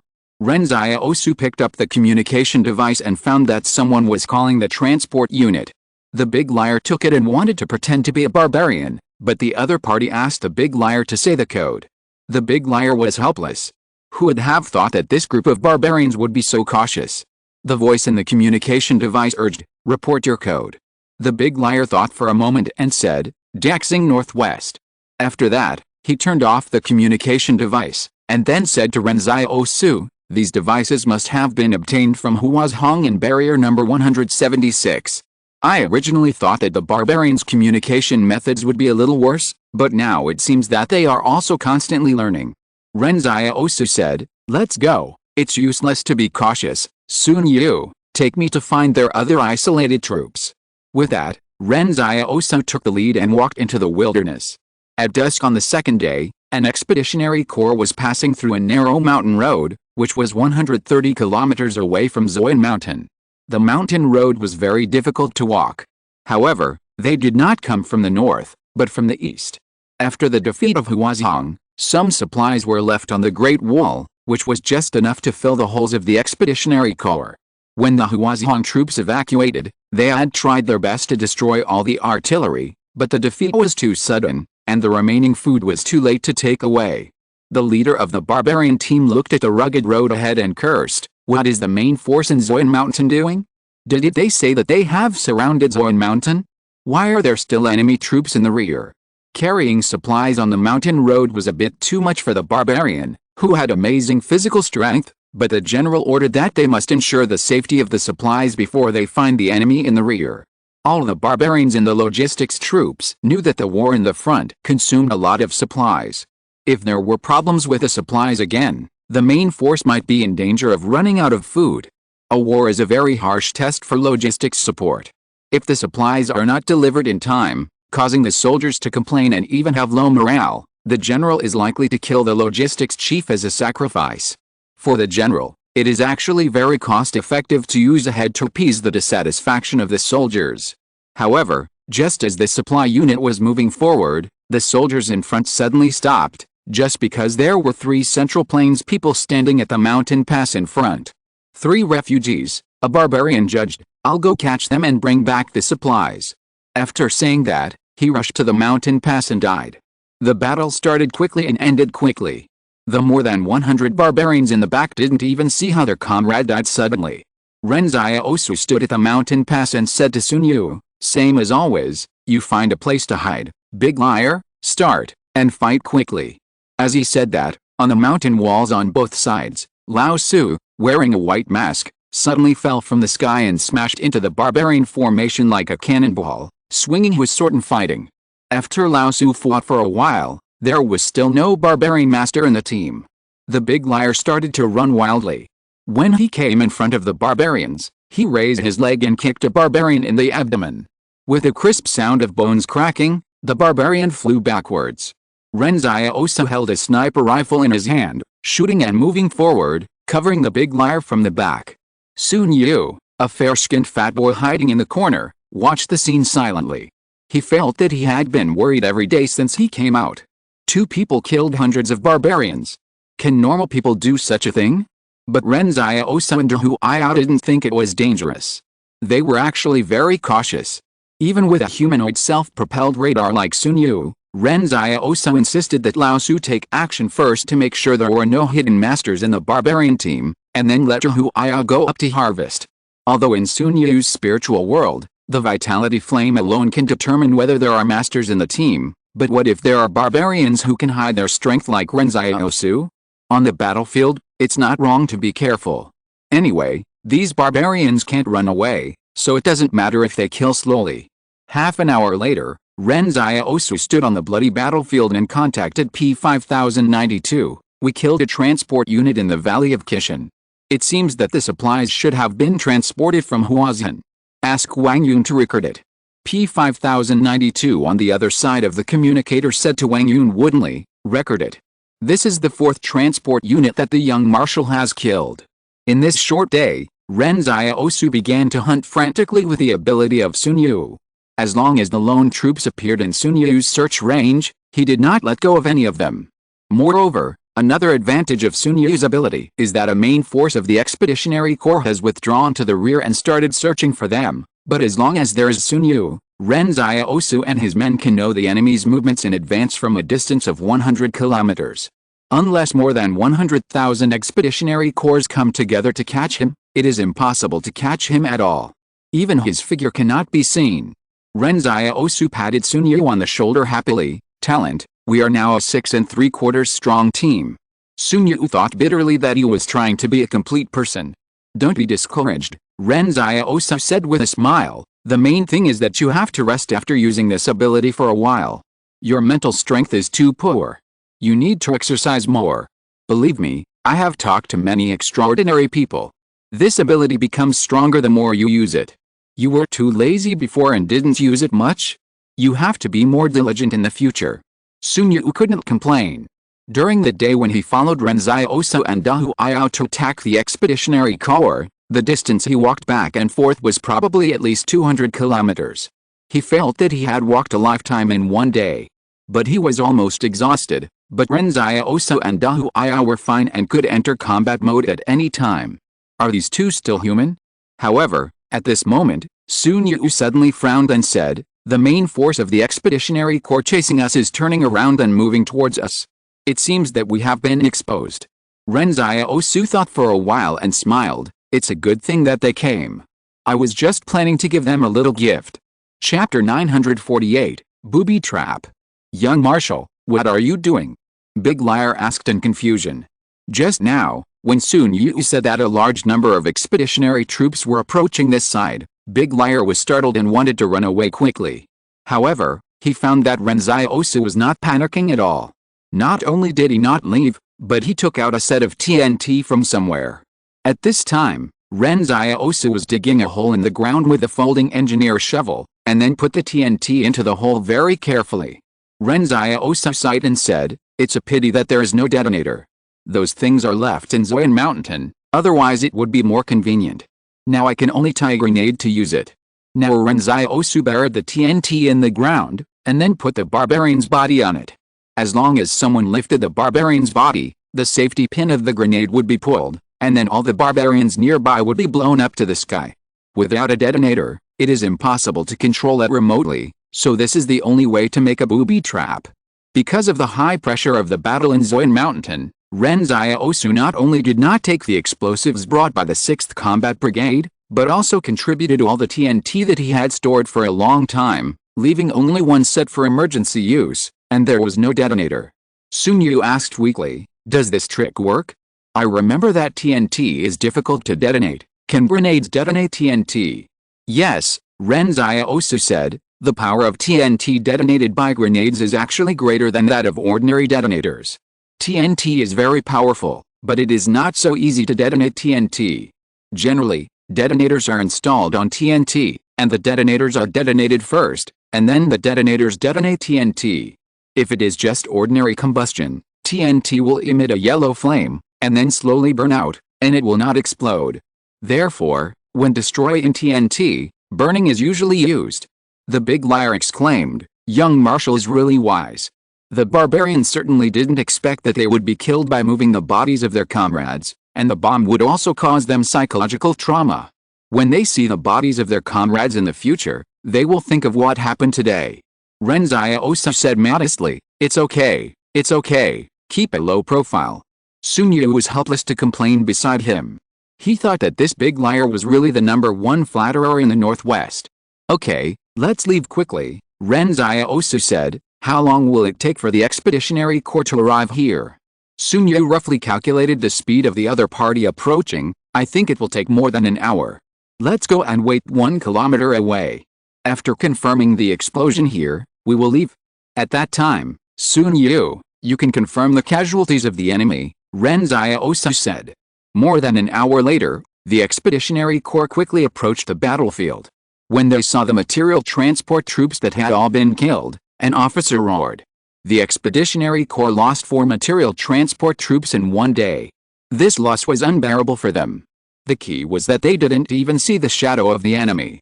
Whenever they approached, the enemy would leave in advance as if they had eyes in the sky, and they could not be caught at all. A barbarian said to the general of the Expeditionary Corps, "Sir, this troop may have a lot of people. You see, the supplies carried by this transport troop are transported from the fire, and the quantity is large. If these enemies were not many, they would not be able to take away these supplies, and now, they have emptied the supplies of 4 troops." The general nodded, "But I don't understand. A large troop should not be as mobile as our Expeditionary Corps, but the performance of the enemy now is clearly much more flexible than us." Of course, they didn't know that there were people in the world who could carry a space with them. For Ren Xiaosu, Let alone such a small amount of supplies. Even if he robbed 10 more transport troops, he could still take everything away without leaving any crumbs. A barbarian said, "Sir, we must track them down this time, otherwise the general will definitely punish us. The legion's food is running out, and we have to take back the supplies that the enemy has robbed." Yurjang gritted his teeth and said, "You don't need to teach me how to do it. Go, let Boris come and look for the smell left by the enemy. There are so many of them, so they will definitely leave clues. We will follow the smell and continue to track them." This is something that the people in the Central Plains don't know. During the evolution of the barbarians, some people's sense of smell began to approach that of wild beasts, and can even be used for tracking. After the soldier named Boris was called over, he began to look for different smells near the corpse, and then he said in a strange way, "Sir, the smell of the Central Plains people here is not complicated. It seems that there are only 3 people. 3 people."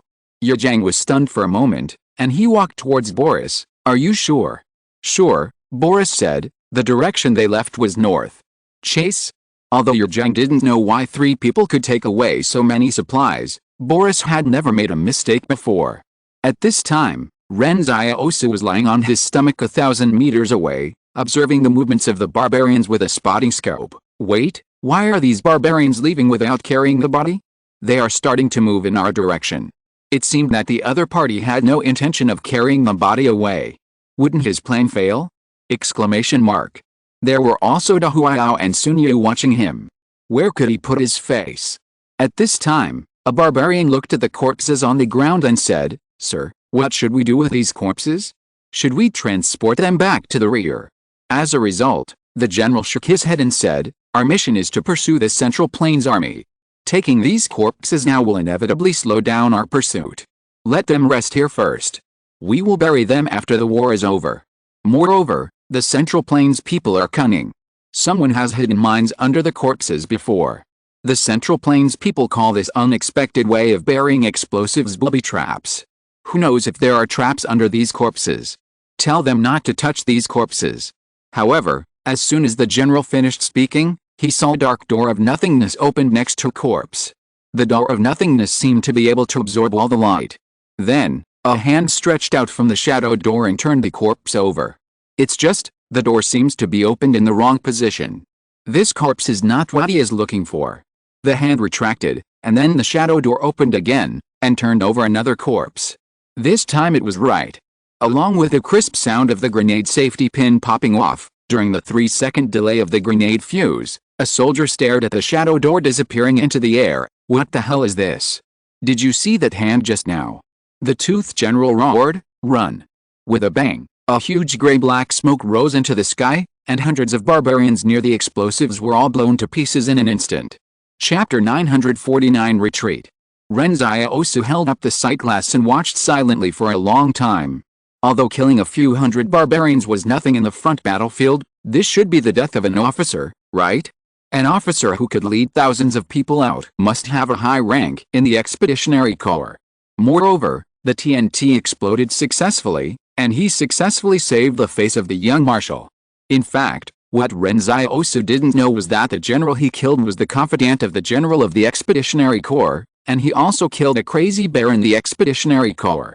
The title of Crazy Bear is a respectful title for those warriors who have opened their sense of smell in the Expeditionary Corps. Crazy bears are very important when hunting on weekdays, and there are not many such talents in the entire Expeditionary Corps.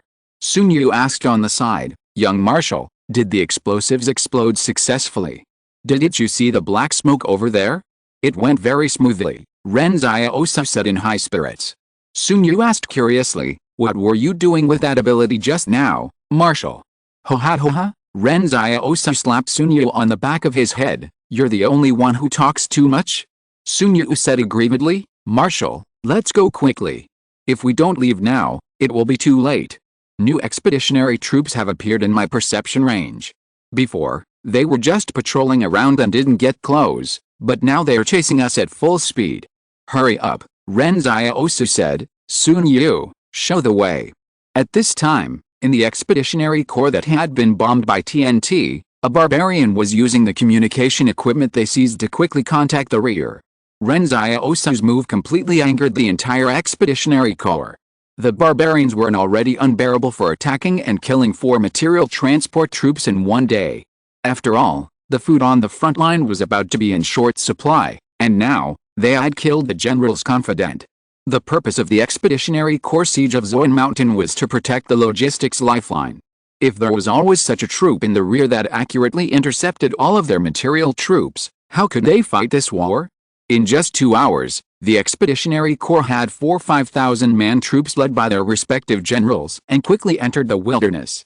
Ren Xiaosu and his men had stirred up a hornet's nest, completely pissing off the barbarians. When Sun Yu saw this, he was so shocked that he almost cried. He thought to himself that his young commander was really a troublemaker. He had easily alarmed so many barbarians with just one move? Exclamation mark. This was even more powerful than when he was at the Northwest Barrier number 146. Sun Yu followed Ren Xiaosu and the big liar to escape, and said in a tearful voice, "Young Marshal, why don't we go back to the Northwest directly? What are we going back to the Northwest for?" Ren Xiaosu glanced at him. "With your radar ability, which barbarian can catch up? Let me ask you, are there any lone people around here who look like they are from the barbarian material transport team?" Sun Yu was shocked. "Young Marshal, it's already this time and you are still thinking about robbing the barbarians. It's called taking them by surprise, you know," Ren Xiaosu said. "This time when we come out of Zoan Mountain, I must force them to send the main force to escort every time they transport materials." P5092. Didn't they say that there were too many Expeditionary Corps besieging them outside Zoan Mountain? Then they would be forced to be the food escort team. Without the main force to escort the materials, they would not be able to transport the materials. In this way, wouldn't there be fewer troops on the Zoan Mountain side? In fact, Ren Xiaosu did affect the situation in Zoan Mountain by himself. At this time, P5092 was intensively deploying the battle plan on the defensive position. Suddenly, Wang Yun's brothers who were scattered in the mountains sent back a message. Outside Zoan Mountain, 2 5,000-man troops left Zoan Mountain. After hearing this news, everyone in the command tent was stunned. Wang Yun wondered, where's the barbarian going? Why did he leave suddenly? Are they not going to attack Zoan Mountain? "We must fight," said P5092. "Then why are they leaving?" Wang Yun asked. P5092 thought for a while and said, "Do you think they are going to capture the young marshal?" Wang Yun took a breath. Tens of thousands of people to capture the young marshal? Not possible. But I can't think of any other explanation, P5092 thought. "I'm just curious, what did the young marshal do to the Expeditionary Corps?" Only Zero knew the situation best. It had detected the unusual movements of the Expeditionary Corps through satellites early in the morning and told Wang about the mobilization of these troops. Under the satellite's attention, the Expeditionary Corps transferred 2 main forces from Zoan Mountain and 2 main forces from Danyu Mountain. These 4 forces were frantically heading north, encircling Ren Xiaosu and his team. However, Ren Xiaosu and his team moved much faster than the Expeditionary Corps. At that moment, Ren Xiaosu and his team found a material transport unit in the north and defeated it. This was like a slap in the face of the Expeditionary Corps. With so many troops chasing and killing, they were robbed of another unit. This was simply a shame for the Expeditionary Corps. Moreover, this enemy was so arrogant. At this time, Wang Run received a call from the Danyu Mountain Command. Wang shared this information with the 6th Combat Brigade. When everyone got this accurate news, they didn't know what expression to make. Wang Yun was silent for a long time. "Young marshal is awesome." At night, Ren Xiaosu took Zhu Yao and Sun Yu to place leeward to rest for a while. In this desolate place, because of the pursuit, even the bonfire could not be lit, and the spring night was still a little chilly. Sun Yu was leaning against a hillside and snoring. The fair-skinned little fat boy was exhausted in the past 2 days. His physical fitness was far worse than Ren Xiaosu and Da Huayao. However, when he was dozing off, he suddenly woke up. Ren Xiaosu glanced at him. "What's wrong?" "The 4 expeditionary armies have stopped," Sun Yu said hurriedly, "but a team of 80 people is approaching us quickly. The flames of these people are very strong in my perception. They are masters among the barbarians." The big liar looked at Ren Xiaosu. "The barbarians should have discovered that there are not many of us, and these people have realized that the mobility of large forces is too poor and it is difficult to catch up with us. So they gathered those masters together and chased us quickly.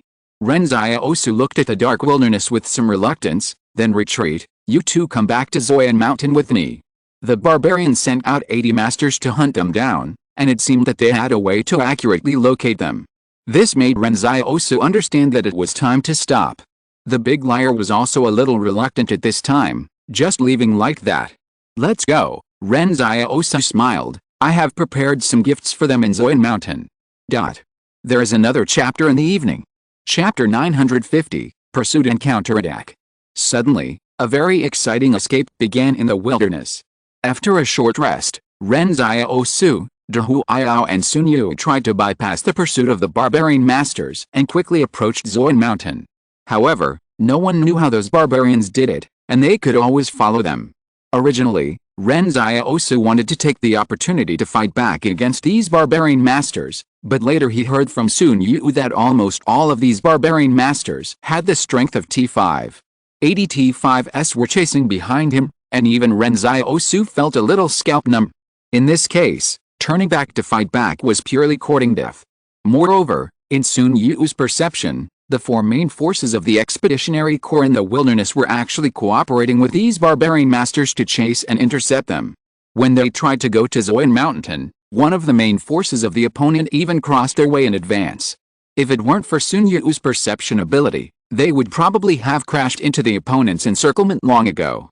Of course, if Sun Yu hadn't been there, Ren Xiaosu would have returned to Zoyan Mountain long ago, and there wouldn't have been any subsequent ambush on the main force of the Expeditionary Corps.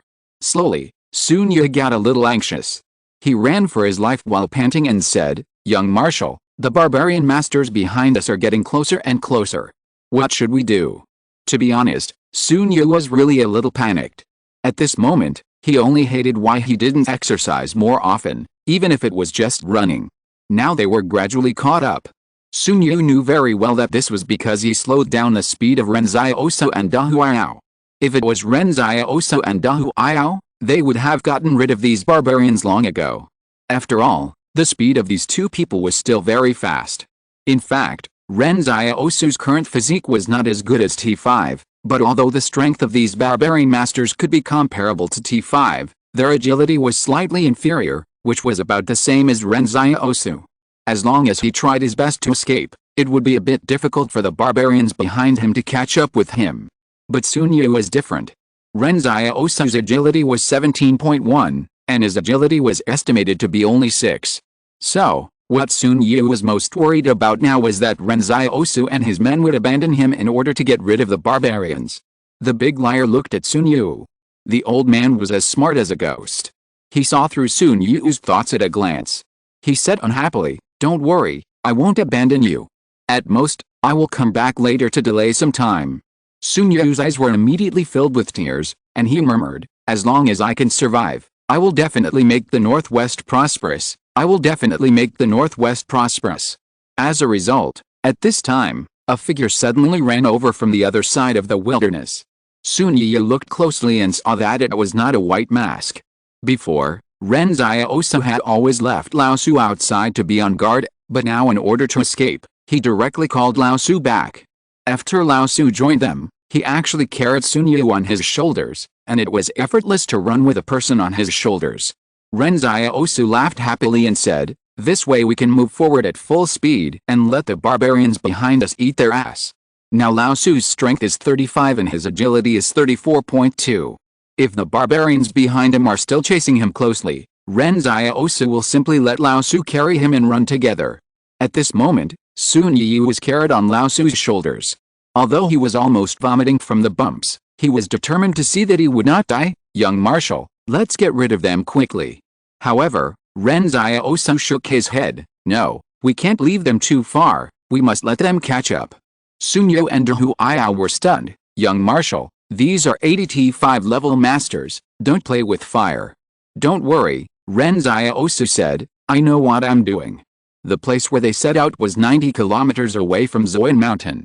According to Ren Xiaosu's estimation, it would take them more than an hour to reach the tunnel and then return to the defense position through the tunnel. Of course, this was because they needed to avoid the Expeditionary Corps blocking the road, otherwise they would be faster. An hour later, Ren Xiaosu suddenly asked, Sun Yu, how far are the barbarians behind us? Sun Yu said while spitting bile, about 1.5 kilometers. Are there any troops from the Expeditionary Corps blocking us ahead? Ren Xiaosu asked. 10 kilometers ahead, the enemy has already set up their formation, Sun Yu said. It seems that the enemy has guessed that we are going back to Zoan Mountain, so they are waiting there in advance. While they were running for their lives, the Expeditionary Corps even stopped the offensive against a defensive position and sent 2 main forces to block the way, just to kill Ren Xiaosu and his men outside Zoan Mountain.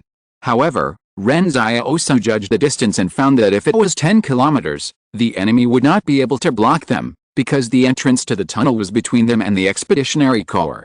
Sun Yu and Hu Ai didn't know about the tunnel.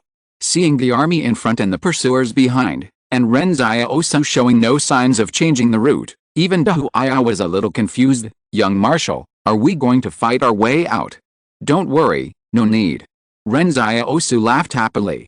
More than 20 minutes later, the 80 barbarians who had caught up slowly saw the main force of the Expeditionary Corps heading over on the horizon ahead, but the people they were chasing disappeared. The road between them and the main force of the Expeditionary Corps was empty. A barbarian master shouted loudly, Anatole, where are they? Did you lose the scent? Anatoly asked in confusion. No, the scent is in front. The barbarian who spoke suddenly felt something was wrong. He hurried forward, but after running only 200 meters, he suddenly saw a 1-meter-wide tunnel entrance on the ground. They escaped from here. The barbarian said angrily, where does this tunnel lead to? No matter where it leads to, the general has given a death order, we must catch up with him. Anatoly said, let's go, even if there is a maze underground, I can still find them by smell. No, the barbarian who spoke earlier denied, 20 people go down, and the rest stay on the ground to be on guard. After all, we don't know what's going on inside. If we go in rashly, there may be problems. Okay, 20 people enter the tunnel. As they said that, the barbarians filed in, leaving 60 people on the ground to wait for the arrival of the army. However, Ren Xiaosu and his friends didn't even need to lower their heads to run in the tunnel, because Ji Xiang dug according to Ren Xiaosu's height, and the height of the tunnel was just 10 centimeters higher than Ren Xiaosu's height. Ren Xiaosu is now 1.81 meters tall, but most barbarians are about 1.95 meters tall, so it is very uncomfortable for the barbarian to run in the tunnel. But the barbarian felt fortunate that this underground was not a maze, there was only one road. Wait, we can't chase them anymore. This tunnel leads all the way to Zoan Mountain. Maybe we will directly enter their defense position, a barbarian said anxiously. By then, we will only have 20 people, while they will have thousands. The barbarians were not stupid, and they guessed where this tunnel led to at once. The barbarians in the tunnel slowly stopped, and one of them sneered, he wants to lure us into the defense position to kill us, but he underestimates us too much. The last person, tell the soldiers on the ground to send down 20 more people, and then tell the main force of Zoan Mountain that we will break through from inside them now, creating an opportunity for the main force to break through head-on. The barbarians' plan was formed in an instant. If this tunnel really led to the defense position, then their 40 masters suddenly appeared in the defense position, which would definitely cause some damage to the defense position of the Central Plains people. Although they would die, for the glory of the Expeditionary Corps, death was nothing. As long as they can disrupt the defensive rhythm of the defensive position and allow the main force to board the defensive position, their sacrifice will be valuable, and their names will be engraved on the stone tablet in front of the king's palace. Thinking of this, the barbarian masters suddenly became excited, and someone shouted, let the main force bring their heavy armor. Remember, keep the formation, and don't try to go out of the cave after seeing the light at the cave entrance, but work together to break the ground from the middle of the tunnel as fast as thunder. This will catch them off guard. In fact, they all knew that they had been chasing these Central Plains people for so long, and they had to go in to take a look anyway, otherwise no one would be willing. There was a death order from the general behind them, so they had to go in even if they knew there was danger ahead. A barbarian master with the highest military rank said fiercely, if the Central Plains people buried explosives at the end of the tunnel, Alexia, you will use your body to block all the impact, understand? After that, the barbarians returned to the ground, put on heavy armor one by one, and drilled into the tunnel again. At this time, Ren Xiaosu had returned to the defensive position and said to Ji Xiang solemnly, "Let's get started." As soon as he finished speaking, Ji Xiang controlled the terrain and connected the exit of the tunnel to the septic tank for 6,000 people. Wang Yun murmured, "They may have a psychological trauma for the rest of their lives." Good night, everyone. End of this chapter. Thank you very much for reaching the end. Don't forget to like. Looking for more exclusive content and immediate access? Subscribe to our Patreon. Remember, every like, subscription, or donation encourages us to continue. Thanks to everyone. See you in the next video.